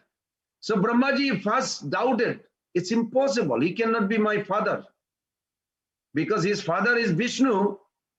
And he's thinking, how is possible he's eating with left hand? It's not my father. So doubt started. Then when Brahmaji took the cows away, actually he did not take, it was an illusion created by Jogamaya, so he could fall for it. And he said, wow, Krishna came and searching everywhere, he could not find the cows. And he started crying, oh no, what will happen? What I'm going to tell my parents? All the parents will be asking, where are the cows? And we don't know where the cows are. They all lost. And he started afraid and he started like crying. Brahmaji is thinking, that cannot be my father. He's thinking like this. Then he comes around. When he comes back to the picnic place, coward boys also lost. Everybody knows that story, right? Coward boys lost. Even the banana peel, even the lunch bag, everything gone. Not only the boys, everything, no trace of any sign of the boys eating even. Then Krishna is saying, Madhumangal, Subal, I don't like this hide and seek game. I want you two guys to come out. Come on, don't play this hide and seek game. Brahmaji is thinking, Arey, what kind of my father is that, Vishnu? He doesn't even know that I took the cows, now I took all the boys. He has no idea. Then he started crying. So Brahmaji, with that conception, he left. He's thinking that this is not possible, my father. How did it, what happened to him to revive his consciousness to understand? When he went back to his home. I'm asking all of you, did you ever come back home and nobody recognize you? I hope not. That will be horrible. But Brahmaji come back. You cannot imagine Brahmaji's house, Brahmapuri. I'm talking about Sahasra Patra Kamalam Gokulaikataikam. It's a duplicate of this Gokul. Brahmaji's planet has thousands of petals. Each petal accommodates thousands of rishis, yogis. They recite Vedas. Everybody is a dancer, singer, all glories. And Brahmaji sits in the middle. You're talking about like 1,000,000 miles. All the security guards, he has 1 trillion security guards. They secure the whole Brahmapuri. And today Brahmaji comes back on his swan. No security guard even salute or welcome. Brahmaji is thinking, what is going on? These are my appointed person. I am their boss. Brahmaji said, hey, do you know who I am? And they answered, you look like somebody imitating our father. What? I'm the Brahma. Then they immediately call the head security guard. The head security guard comes. Head security guard comes and saying, can I help you? Why are you asking, can I help you? I'm your father. Don't you know me? Well, you dress very good. Looks like you're trying to look like my father, but we have our father inside. Brahmaji started thinking, oh, did I do something wrong? This is Brahmapuri, it's my own house. Can you imagine you come to your house, your wife or husband don't recognize and say, can I help you? What do you mean you help me? This is my house. Excuse me. You are not allowed. I'm sorry, you are in a wrong house. How do you feel? How would you feel embarrassed? Brahmaji could not convince either one. Then he's very intelligent. So he thought, something went wrong. Something dramatic went wrong. No one recognized me. Then he begged can I have little darshan of your father? The head security guard says, we'll see. You have appointment? Appointment. No, I don't have appointment. Such embarrassing, you cannot imagine. The president of America comes back to America and nobody knows. They ask him if he has a visa. It never happened. Probably it can happen. But Brahmaji, this has happened. Then finally, the head security guard has to contact the inner mahal. Then they said, okay, he can come for a short time. When he entered the Brahmapuri in the meeting hall, that put him into illusion. Everybody knows what's the meaning between illusion and delusion. Prabhupada used both. Illusion means when you don't see the connection between Krishna and anything or anybody. When you don't see the connection, that's called illusion. Where is coming from? Bhagavatam. Rite artam jat pratiyata na pratiyata cha atmani. Tad viddad atmana maya jata bhasa jatatama. So this is Brahmaji learned. So that's illusion. But when you think, I want to enjoy this is mine, that is delusion, not illusion. It's worse. Illusion means you don't see the connection. Delusion means you claim that is yours to enjoy. So delusion is worse than. So Brahmaji, when he came inside, he was dumbstruck. Everybody understand the word dumbstruck like a what? The four Kumaras never ever, this is his first children, four Kumaras, never ever expressed their love for him. And Brahmaji seeing that one Brahma is sitting there in his seat and four Kumara hugging, Baba, Pitaji, bolo, bolo, you please tell more. I love you. And Narad Muni is giving a hug. He said, nobody ever hugged me. Nobody ever loved me like this. What is this? This must be God, Vishnu, took this form. Then he realized something he did wrong downstairs. I mean, lower planet. He said, thank you. They escorted him out of the gate, make sure he is outside. Brahmaji, intelligent, did not argue anything. And he came straight back to Vrindavan and he started thinking, he may be my father. I did a mistake. So you understand, even Brahmaji fell in illusion. He has an estimation. When he came back to Vrindavan, first he was checking. Krishna was not there. Krishna is being fed by all these mother. And you know, all these gopi mothers, every day what they did to Krishna? Checking. I'm feeding you. Are you growing big? Let me see your muscle. Brahmaji is thinking, what kind of love is this? The mother's checking God's muscle. If he's growing, he's gaining muscle. This is what Krishna wants, a family man. Krishna wants all of us to be in his family member. This is very secret, confidential. That's why those who don't have a devotion can never understand Krishna. Bhakti theology goes beyond polytheism, monotheism to polymorphic bimonotheism. One time I was looking in the Googles that I put polymorphic monotheism, and if you can put it in the Googles, you will see what the answer. He said only Vaishnava knows. That was a very good answer. But then I put polymorphic bimonotheism, which is our, and it says no information. Because it's only Krishna, only we know. There is a monism, monotheism, polytheism, polymorphic monotheism. What we believe, I mean, not believe, what we, our philosophy stands, polymorphic bimonotheism. In our belief, it is not Krishna is God alone. It is Krishna and Radha, both together is God. Everybody understood that? This is Mahaprabhu's teaching. It is Radha, Krishna together. It is not the female and male of this world. It is Radha, Krishna together is God. That's why it's called polymorphic bimonotheism. One day we'll explain that. It's a beautiful explanation how it is.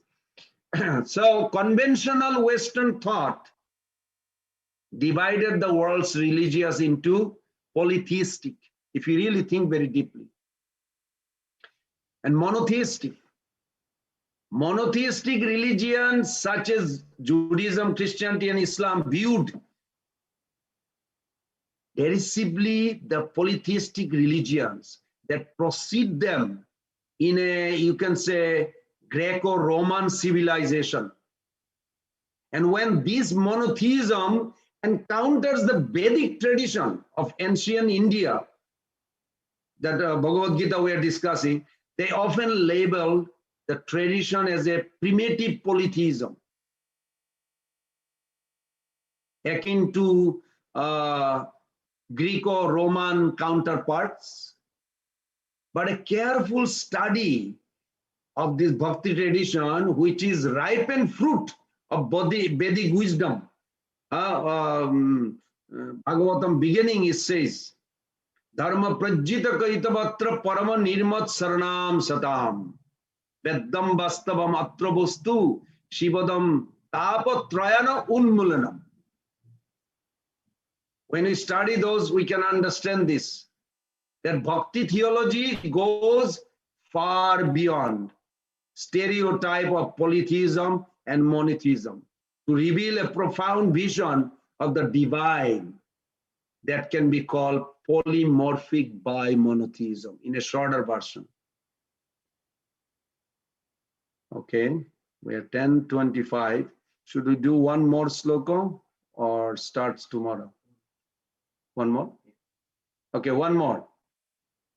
Yes. Who is going to read? Nirguna Prabhu, you did reading. Somebody did not read yet? Haribol. Everybody read? Really?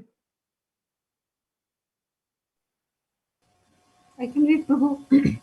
Okay, Mother Hare Nilam. Krishna Prabhuji, I also. Yes. Okay, Mother Nilambari first. She raised her, and then you can do that, Prabhu Radha. Yes, go ahead, Mother. Yomam ajam adimcha veti loka maheshwaram ashamudha sama mateshu sarva papai pramuchate. Translation: We know he who knows me as the unborn, as the beginningless, as the supreme Lord of all the worlds, he only and undiluted among them is freed from all sins. Purport. Okay, very good. Mother, you can go halfway purport, and then the other Prabhu can read, because it's a long purport. Go Yes, halfway, yes, Mother. it's a long purport. As stated in the 7th chapter, 7.3, Manushinam Shahasreshu Kachit Yatati Siddhe. Those who are trying to elevate themselves to the platform of spiritual realization are not ordinary men. They are superior to millions and millions of ordinary men who have no knowledge of spiritual realization. But out of those actually trying to understand their spiritual situation, one who come to the understanding that Krishna is the Supreme Personality of Godhead, the proprietor of everything, the unborn, is the most successful spiritual realized person. In that stage only, when one has fully understood Krishna's supreme position, can one be free completely from all sinful reactions. Here the Lord is described by the word Aja, meaning unborn, but he is distinct from the living entities who are described in the 2nd chapter as Aja. The Lord is different from the living entities who are taking birth and dying due to material attachment. The conditioned soul are changing their bodies, but his body is not changeable. Even when he comes to the material world, he comes as the same unborn. Therefore, in the fourth chapter, it is said that the Lord, by his internal potency, is not under the inferior material energy, but is always in the superior energy. In this verse, the words Vetti Loka Maheshwara indicates that one should know that Lord Krishna is the supreme proprietor of the planetary system of the universe. He was existing. He was existing before the creation, and he is different from his creation. All the demigods were created within this material world, but as far as Krishna is concerned, it is said that he is not created. Therefore, Krishna is different even from the great demigods like Brahma and Shiva. And because he is the creator of Brahma, Shiva, and all the other demigods, he is the supreme person of all planets. Should I continue, Prabhu? Okay. You can go one more paragraph, please. Sri Krishna is therefore different from different from everything that is created, and anyone who knows him as such immediately becomes liberated from all sins, sinful reactions. One must be liberated from all sinful activities to be in the knowledge of the Supreme Lord. Only by devotional service can he be known, and not by any other means, as stated in Bhagavad-Gita. Hare Krishna. Thank you. Prabhuji, who was... Yes, Prabhuji, I wanted to read. Hare Krishna. Please start from there, where she left.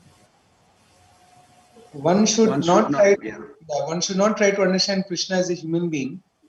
As stated previously, only a foolish person thinks him to be a human being. This is again expressed here in a different way. A man who is not foolish, who is intelligent enough to understand the constitutional position of Godhead, is always free from all sinful reactions. If Krishna is known as the son of Devaki, then how can he be unborn? That is also explained in Srimad Bhagavatam. When he appeared before Devaki and Vasudeva, he was not born as an ordinary child. He appeared in his original form, and then he transformed himself into an ordinary baby.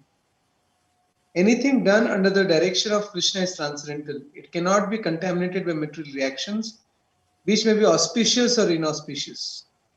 Conception that there are things auspicious and inauspicious in the material world is more or less a mental concoction, because there is nothing auspicious in this material world. Everything is inauspicious because the very material nature is inauspicious. We simply imagine it to be auspicious. Real auspiciousness depends on activities in full Krishna consciousness, in full devotion and service. Therefore, if we at all want our activities to be auspicious, then we should work under the directions of the Supreme Lord. Such directions are given in authoritative scriptures such as Srimad Bhagavatam and Bhagavad-Gita, or from a bona fide spiritual master. Because the spiritual master is a representative of the Supreme Lord, his direction is directly the direction of the Supreme Lord. The spiritual master, saintly persons, and scriptures direct in the same way. There is no contradiction in these three sources. All actions done under such direction are free from the reactions of pious or impious activities in this material world. The transcendental attitude of the devotee in the performance of activity is actually that of renunciation, and that is called sannyas. As stated in the first verse of 6th chapter of Bhagavad-Gita, one who acts as a matter of duty because he has been ordered to do by the Supreme Lord, and who does not seek shelter in the fruits of his activities, anashrita karma phalam, is a true renouncer. Anyone acting under the direction of the Supreme Lord is actually a sannyasi and a yogi, and not the man who has simply taken the dress of the sannyasi or a pseudo yogi. Very good. So here Vishwanath Chakravarti Thakur says that in 10.3, which we just read, Lord Krishna described first half of the benefit. And then tomorrow, 10.7, you'll see the second half. So be ready for tomorrow. So here in this verse, he says, Jomam Ajam Anadim Cha. So first thing, understand that I am beyond understanding of time. Because all the explanation in this world under the three things: time, space, and matter. So in this chapter, we will see very interesting. The transcendental is God beyond the matter. But something more in 10th chapter end we'll see. The transcendental is God beyond the nature, that is true. Immense is God within the nature. This is never explained much in any theological world. But in this chapter, Krishna will be revealing this. Transcendental is God beyond the nature, yes. People can relate. Immense is God in the nature. That is not explained. So this chapter is very fascinating. Now actually, the Atma is also Ajam and Anadim. And Brahma ji also called Aja, because he was not born from his parents, mother. He is born from Vishnu's navel directly. Sometime what's special about him? Vetti Loko Maheswaram. Atam is never Loko Maheswaram. Brahmaji is also Loko Maheshwar. He is Lord of Brahmaloka, but not of all planets. Sarva Loko Maheshwara, some compound word Krishna is using here. 529 in Bhagavad-Gita, the famous verse, I'm sure you all know by heart. What did Krishna declare? Bhaktaram Jagatavasam Sarva Loko Maheshwaram. He claims himself. He didn't mention Brahmaji's name. He said, I am beyond time and controller of everyone, and I am the supreme being. So Asammura Samurtesu. Asammura, such as person, is undeluded. So Mura is delusion. And Asammura is one who is free from delusion. Then Krishna says, Samurtesu. All people in this world is Marta. Marta Loka, Marta Vasi. All of us are meant for death ultimately. But Sarva Pape Pramuchyate. When we come to know Krishna, we become free from all sins. Krishna has talked same in 4th chapter, 410, Uta. By knowing about me, all becomes purified. Vitaraga Bhaya Kruda. What is that verse? Manmaya mam avashita. Bhava gena tapasa putam bhavam agata. Putam, same word. So actually impurity means misdirected desires. That our desire are directed towards worldly objects. So knowing Krishna is transformational to our heart. Becomes attracted to Krishna. And not remain attached towards worldly object. Here Krishna is saying, hearing about Krishna is also purifying. Maya means when we feel something is valuable, it is not connected with Krishna. Everybody understand that point, very clear, I mentioned many times. Karma kandi things, this is auspicious, this is not so, I will do this, I will not do this. Jnani things, what Jnani they think. Maybe within us also, sometimes we think if we are Jnani level, everything is cause of bondage, so I will not do anything. They reject. Jnani, they suffer this way while practicing, and they suffer after they also get out of here. So what a horrible life. Devotees uses everything is the service of Krishna. So is there any comment? I'll end here, and tomorrow we'll start from text 4, 5 together, and we'll try to finish. Let's see, what was the... I want to ask a question, Prabhu, about, actually, I wanted to ask about chapter 9 at the end, but I was not sure now. I want to ask the last, is it okay? Yes, Prabhu. The last verse of chapter 9, it says this: the world is this miserable anityam asukam lokam. But we know that before that, Krishna said in chapter, I think it was 7, Chaturvida Bhajatemam Jana Sukritino Arjuna, that 4 kinds of people, pious people, surrender to him: the distress, the one who is inquisitive, the one who wants money, and the one who wants to know the absolute truth. So, and then you mentioned that everybody suffers, but I think sometimes we see the young people, they not so aware of so much suffering. They actually have this cynicism, and they enjoy because they're not looking for the truth. So if you can say something about this, that's not everybody suffering, but people still will come to Krishna out of curiosity, and eventually I believe, yes, but that's not all the time. Yes. You mean, I see. So you, in your personal experience, you see that people are not necessarily accepting that idea that they are suffering. Yes.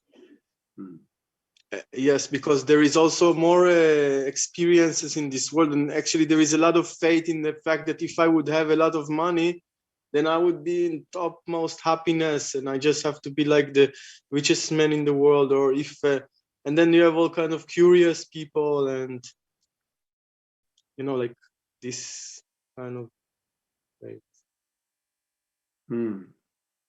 Good question. You're thinking very good.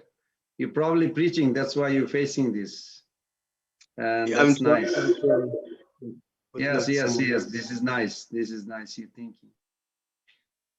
Let me ask you a question. If you see your child, I don't know if you're married or not, but just imagine you have a child, and the child is playing, and there is a cobra came, and the child did not know, and is trying to touch the cobra. The child is feeling happy. Is that a really happy, or it's ignorance is accepted as a happiness, but knowing that in a few minutes the cobra will sting and the child will die? Now the mother will not agree that what child is experiencing as a happiness is not happiness. It makes sense? Yes. Like, but the child has no idea this cobra is going to kill. So child is actually thinking, maybe I'm happy that the snake is moving, I should catch it. And is trying to crawl to go catch it. But seeing this mother is knowing that this is the dangerous, she's probably screaming out, help. She'll probably jump over there. So it depends on the different perception. Because they have an idea, we often think, this is a very good question, that if we gain enough information, we'll become knowledgeable. They even think that.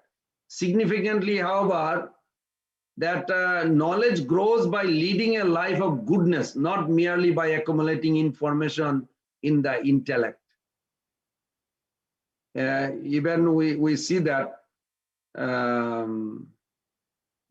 even within our, I don't want to say it, but in our movement sometime, the second generation, they think like if we have a facility more to enjoy, then we would be better than practicing Krishna consciousness. They don't see that they have an advantage of born in a family where they can easily adopt Krishna consciousness. They may not be able to see it, but this question comes that why Krishna did not create enough sense enjoyment, then we would be happy here. It's very difficult to convince a 3-year-old girl who is only interested in Beanie Baby or Barbie doll that romantic life is exciting. You think ever this 3-year-old girl will convince that actually romantic life is very exciting? No. They are interested in Barbie doll, Beanie Babies, like that. So it's very difficult. But when they mature, they will agree. So anybody just say that the sense enjoyment, if they have more money or more whatever the facility they want, that they will be better off. If they, when they become devotee, that's what they say. They don't agree what the karmi thinks. And evidence like Jara, who had a kingdom, who had all the opulences, so many. Even Dhruva Maharaj, who got everything, he got bigger kingdom, but what is their conclusion? Did they say they are happy with this, what Dhruva Maharaj got? Or did Jara say that, oh, I should not have given up? No, they feel very actually happy because ultimately when he really experienced that Krishna consciousness, happiness in loving service, that all this material facility is nothing but insignificant, very insignificant. Generally, we human have an innate need to worship something bigger than ourselves. In Gainesville, there's a soccer game. I mean, also baseball, big. Sports fans adore a sports stars, consciously or subconsciously equating their idol with God. Similarly, movie lovers in India, I saw movie lovers worship a movie star. I would not say the name, any particular. Political activists worship the political leader. Nowadays, some technology and enthusiasts fantasize that a supercomputer with extraordinary artificial intelligence, maybe God. Pertinently, Bhagavad-Gita indicates that our knowledge is stolen. Now, why they desire the sense gratification is better? Because their real knowledge is covered. Real intelligence is covered.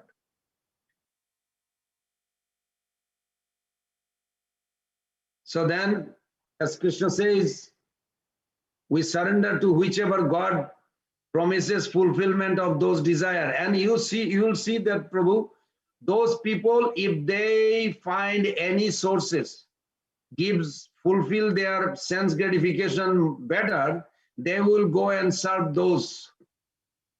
That's how the demigod worship starts.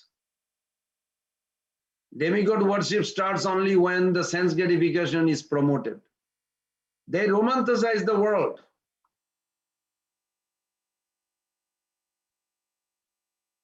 But we learn from this that attractiveness of such object need not be denied or rejected. We are not denying it. It needs to be seen as a pointer to all attractive Krishna. With this understanding, we practice Bhakti Yoga and focusing our mind on Krishna instead of some substitute.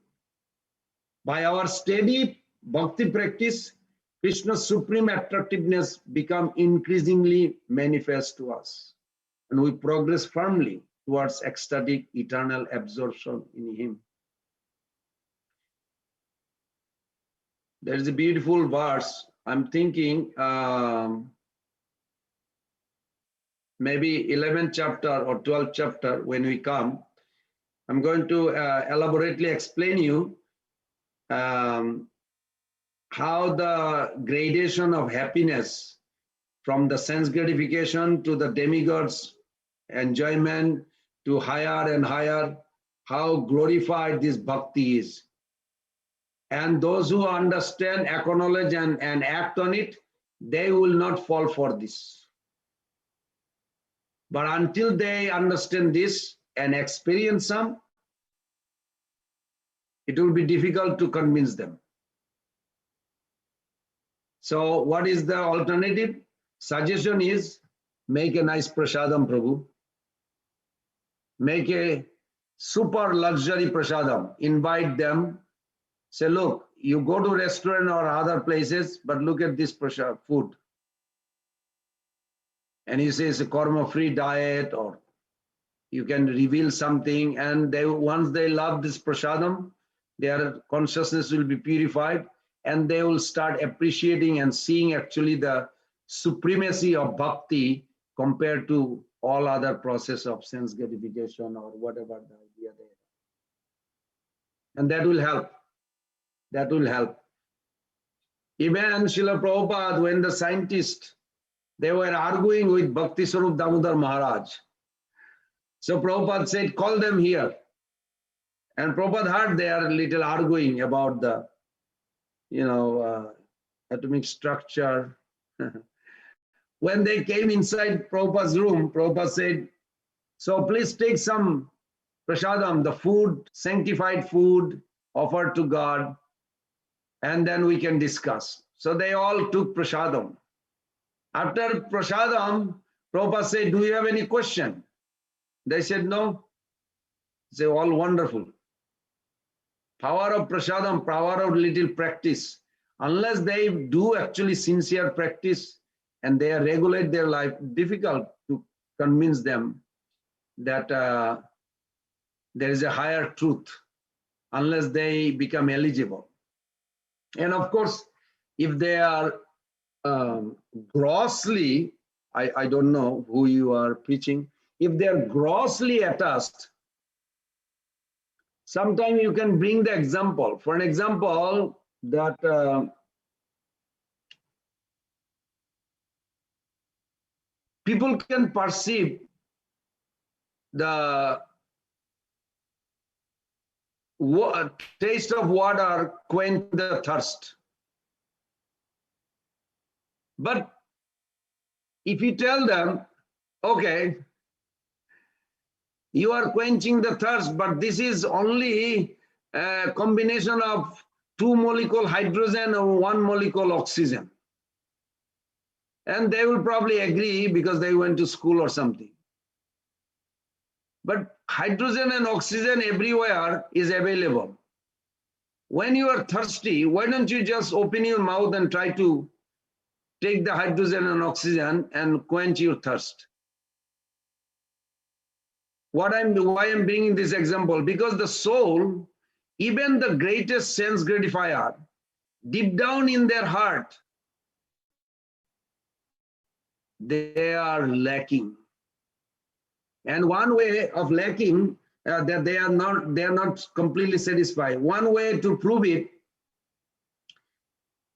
you can literally ask them, sir, if you have everything in your life right now, if you are given a helicopter, an island, all your friends, all the food you want, everything, what will you do?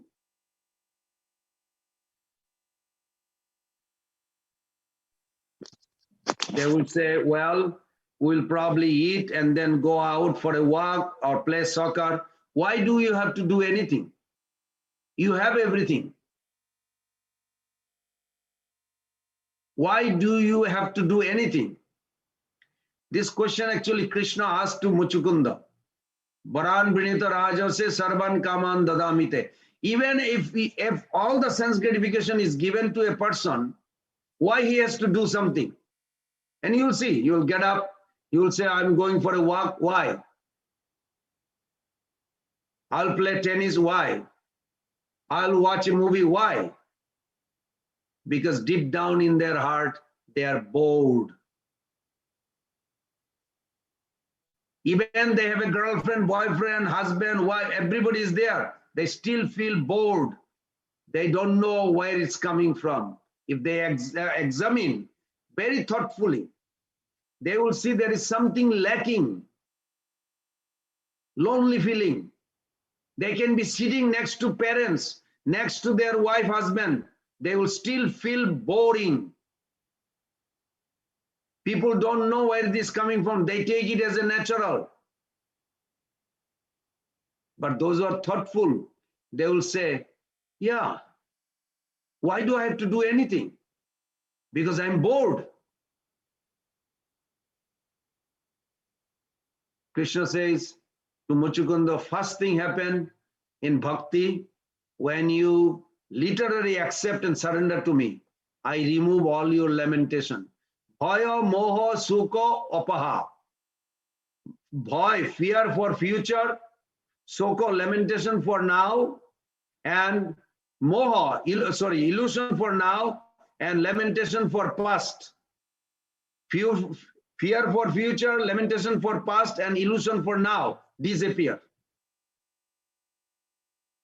So if somebody really challenge that I only want more sense gratification, I don't need. I'll say, sir, you still have to die. You will be disappointed.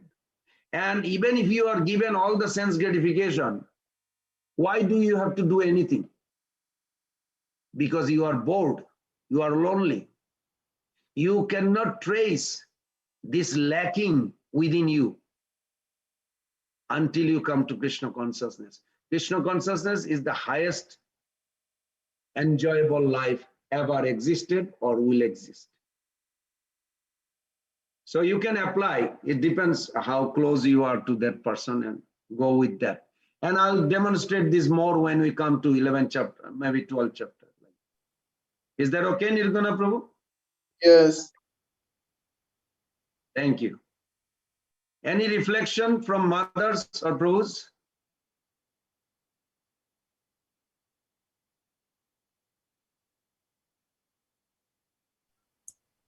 Hare Krishna, Prabhuji.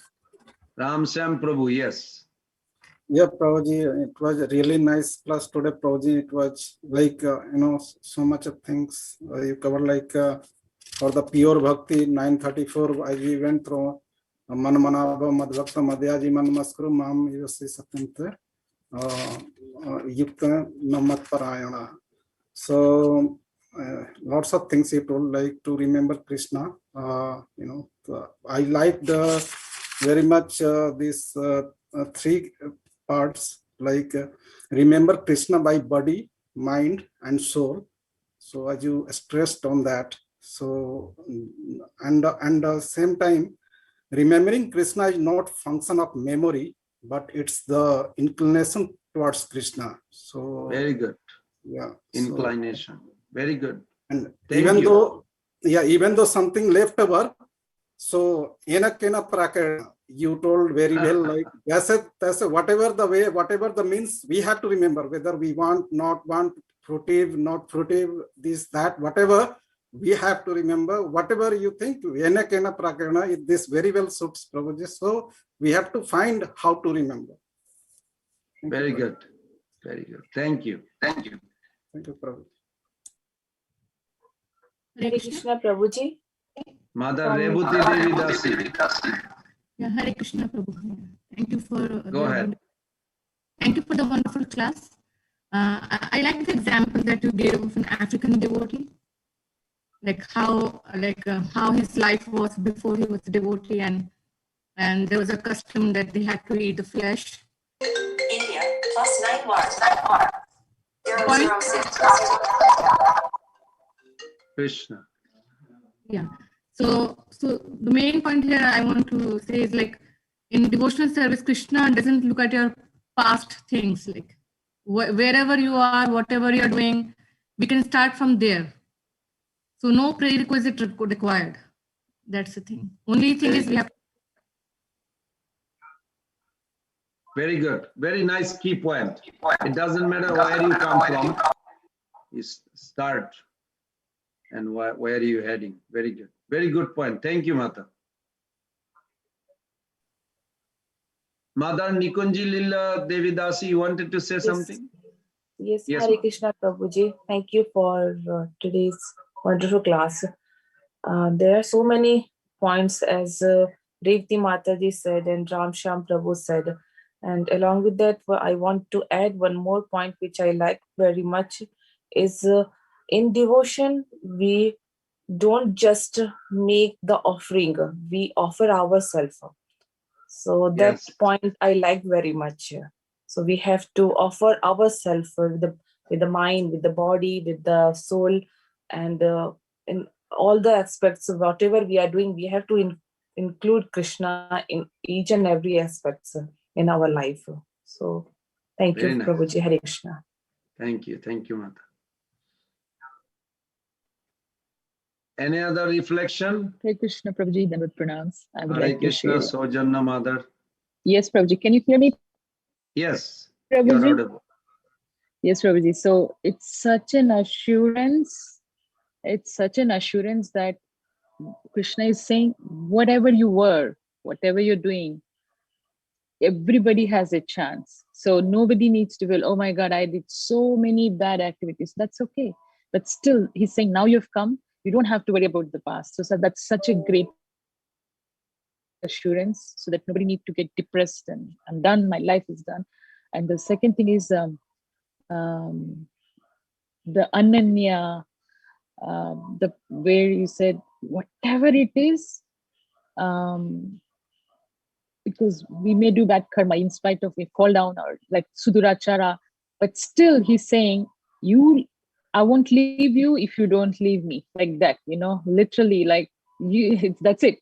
And I'm only in devotee's heart. So it's like double the assurance. This is to strengthen our faith and no fear. That's nice. That's the thing, Prabhuji. And then one small question, Prabhuji. I don't know why I was really attentively listening that part, but still I couldn't catch when you were answering Sanjeev Prabhu's question, where when some people, they're faced with the very hard things in their life, and then they'll go a little against Krishna because it's such, unbearable pain in their life. And even I have come across a devotee in my life who's even now he says, no, what Krishna did for me, I cannot agree. So I cannot pray. I'm like, I feel so sad for them. But then I was trying to see what you will say. I felt, I'm not saying that it went all over the place, but I couldn't get the point. Like, if you can tell me briefly, like in 2 sentences, what should we do? How should we think, or how should we tell them, or how should we take it if like such things happen? Like it does happen for our karma, whatever we are here. But I didn't get the main point, Prabhuji, what you were trying to say. I'm also thinking how to make it a main point. This is a very important subject at the same time. It's not our main subject, but it is important.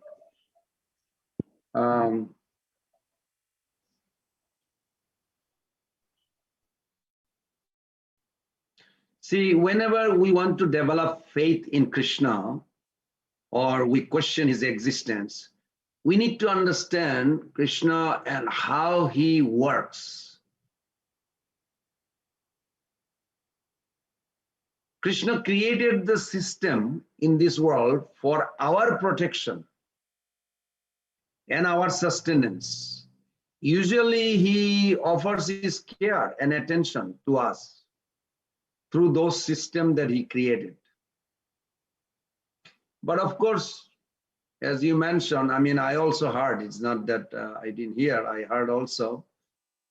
It's heartbreaking to hear when you see some abuse or some improper activities happen amongst or in the society or in the mission or whatever situation.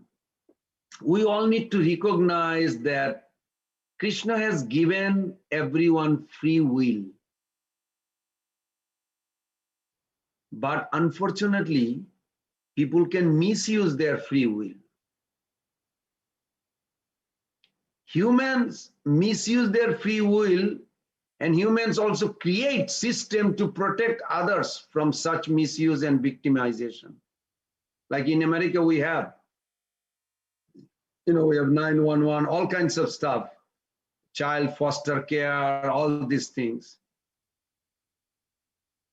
So I think I mentioned also yesterday, if thugs beat up someone on the street, then it is for other people to stop the thug, isn't? Or the person being victimized needs to run or call for emergency. Do whatever is required to protect yourself. You cannot just blame the society for it. We have our individual capacity. Of course, some cases you may say, well, they're children or whatever, that the circumstance was not. Or you can say they have a little intelligence or strength to protect themselves. But then they're supposed to have a guardian. Prabhupada made a system where there is a senior devotee is supposed to be available and protected. If somebody is abused, then it is important that the child be alerted and trained by the parents to report that abuse. But unfortunately, we live in a society where perverted individuals or those who are psychopath, sociopath, sometimes they are attracted to spiritual life easily. It's a fact. I heard from this psychologist told me, we had a long talk. Why? Because they prey, psychopath prey upon weak and helpless. People in close family or extended family whom we would normally trust turn out to be the ones who betray our trust and commit horrendous abuses. So therefore, believe in God, believe in Krishna or expectation from God that he should act as a replacement for the breakdown of human system of protection or rectification is an unrealistic expectation. When things go wrong at human level, then things need to be rectified at human levels. A child praying to God, Krishna, who in pain is good, that person is praying to Krishna. But the child also need to go to the doctor. I mentioned that. It's very funny. In our class, one time I remember we had a discussion. He says, so if I cut my finger, should we just start praying to Krishna? Yes, and not enough. And that's why I mentioned that yesterday or the day before yesterday, I forgot. That Mother Joshoda or other Brajavashi, how they handle. Today when you they come mentioned to this material world. Yes? Today only you mentioned that, Prabhu. Or today? That Mother Joshoda actually makes Krishna comfortable. She massages his body. Don't worry, you will be okay. But inside her heart, she's not feeling comfortable because Krishna is becoming heavy. She's thinking ghost hunted. So she's praying to Narayan. She's making the child comfortable, praying to God, at the same time calling out Brahmanas to do some beneficial jagna. So just praying to God or blaming God, that's not enough. We have to do things also in a practical level. So my finger got cut, I should chant Hare Krishna, that's true. I also should go to doctor to get band-aid or whatever, require, I don't know, the stitches or whatever. It's not that Krishna should come down to give me stitches or whatever is required. So human level, Krishna already made this system, and we should also remember Krishna, also take advantage of this. It has to be seen that way. Abuse is not like shame or sickness. It involves element of shame, horror, trauma, because someone may feel, he did something to agitate the other person or attract the abuse or unwittingly think. Of course, each case is a difference. Unfortunately, abuse is widespread in today's society. It is important for leaders, parents to educate the dependents about what comprises abuse, to make them feel safe in reporting anything that they may feel as abuse. So this culture of alerting people needs to be created in schools, society, families. Otherwise, some people may suffer in silence. It can leave lifelong scars on them.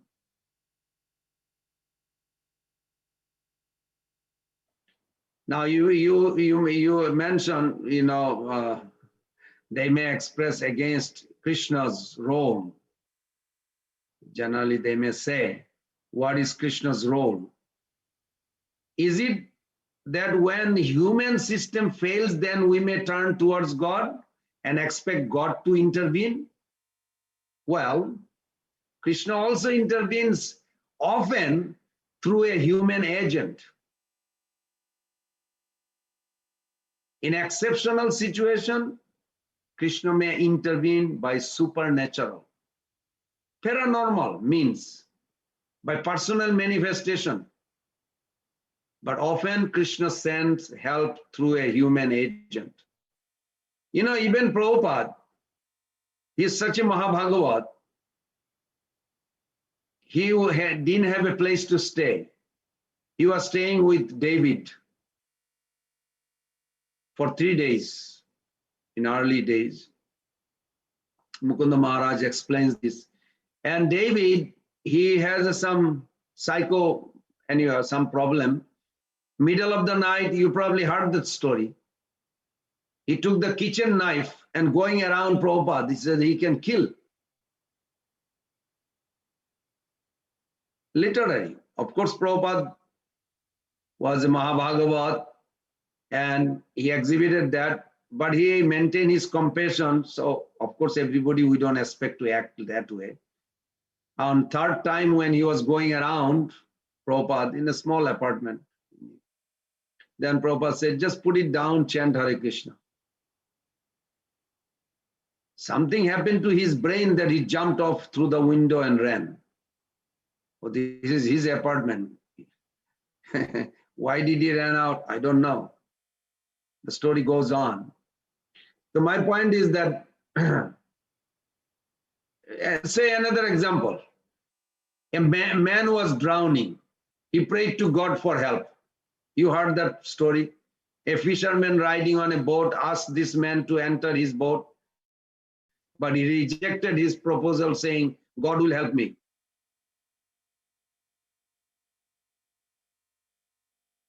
So God is helping this man, responding his prayer by sending this rescue boat. Hence, if there has been abuse, it is definitely unfortunate, heartbreaking.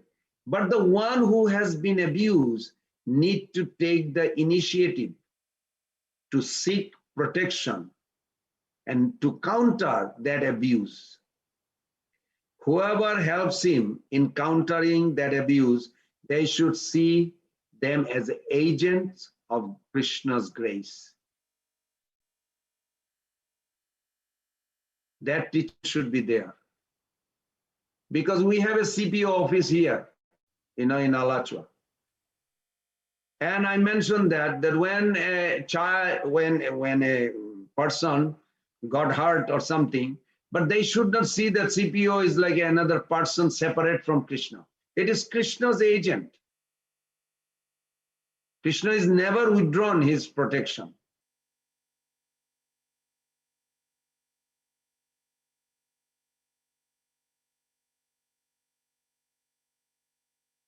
So it depends on individual case. You have to see where that person and treat that person according to you. Not that we support everything what's going on, but we have to be also responsible. It was a accidental death, Prabhuji, so he was very upset. But oh, I see. As we know, death is... Death is unavoidable for everybody. Thank you, Prabhuji. But you know, anybody, we all can chant Hare Krishna Mahamantra for that departed soul, and that departed soul will get tremendous benefit, not knowing that somebody is doing that for him. So we should be always grateful to Krishna, always grateful. It's only good benefit. Never ever not to be grateful. That mood should be out. Thank you, Mother. Thank you, Prabhuji. Hare Krishna.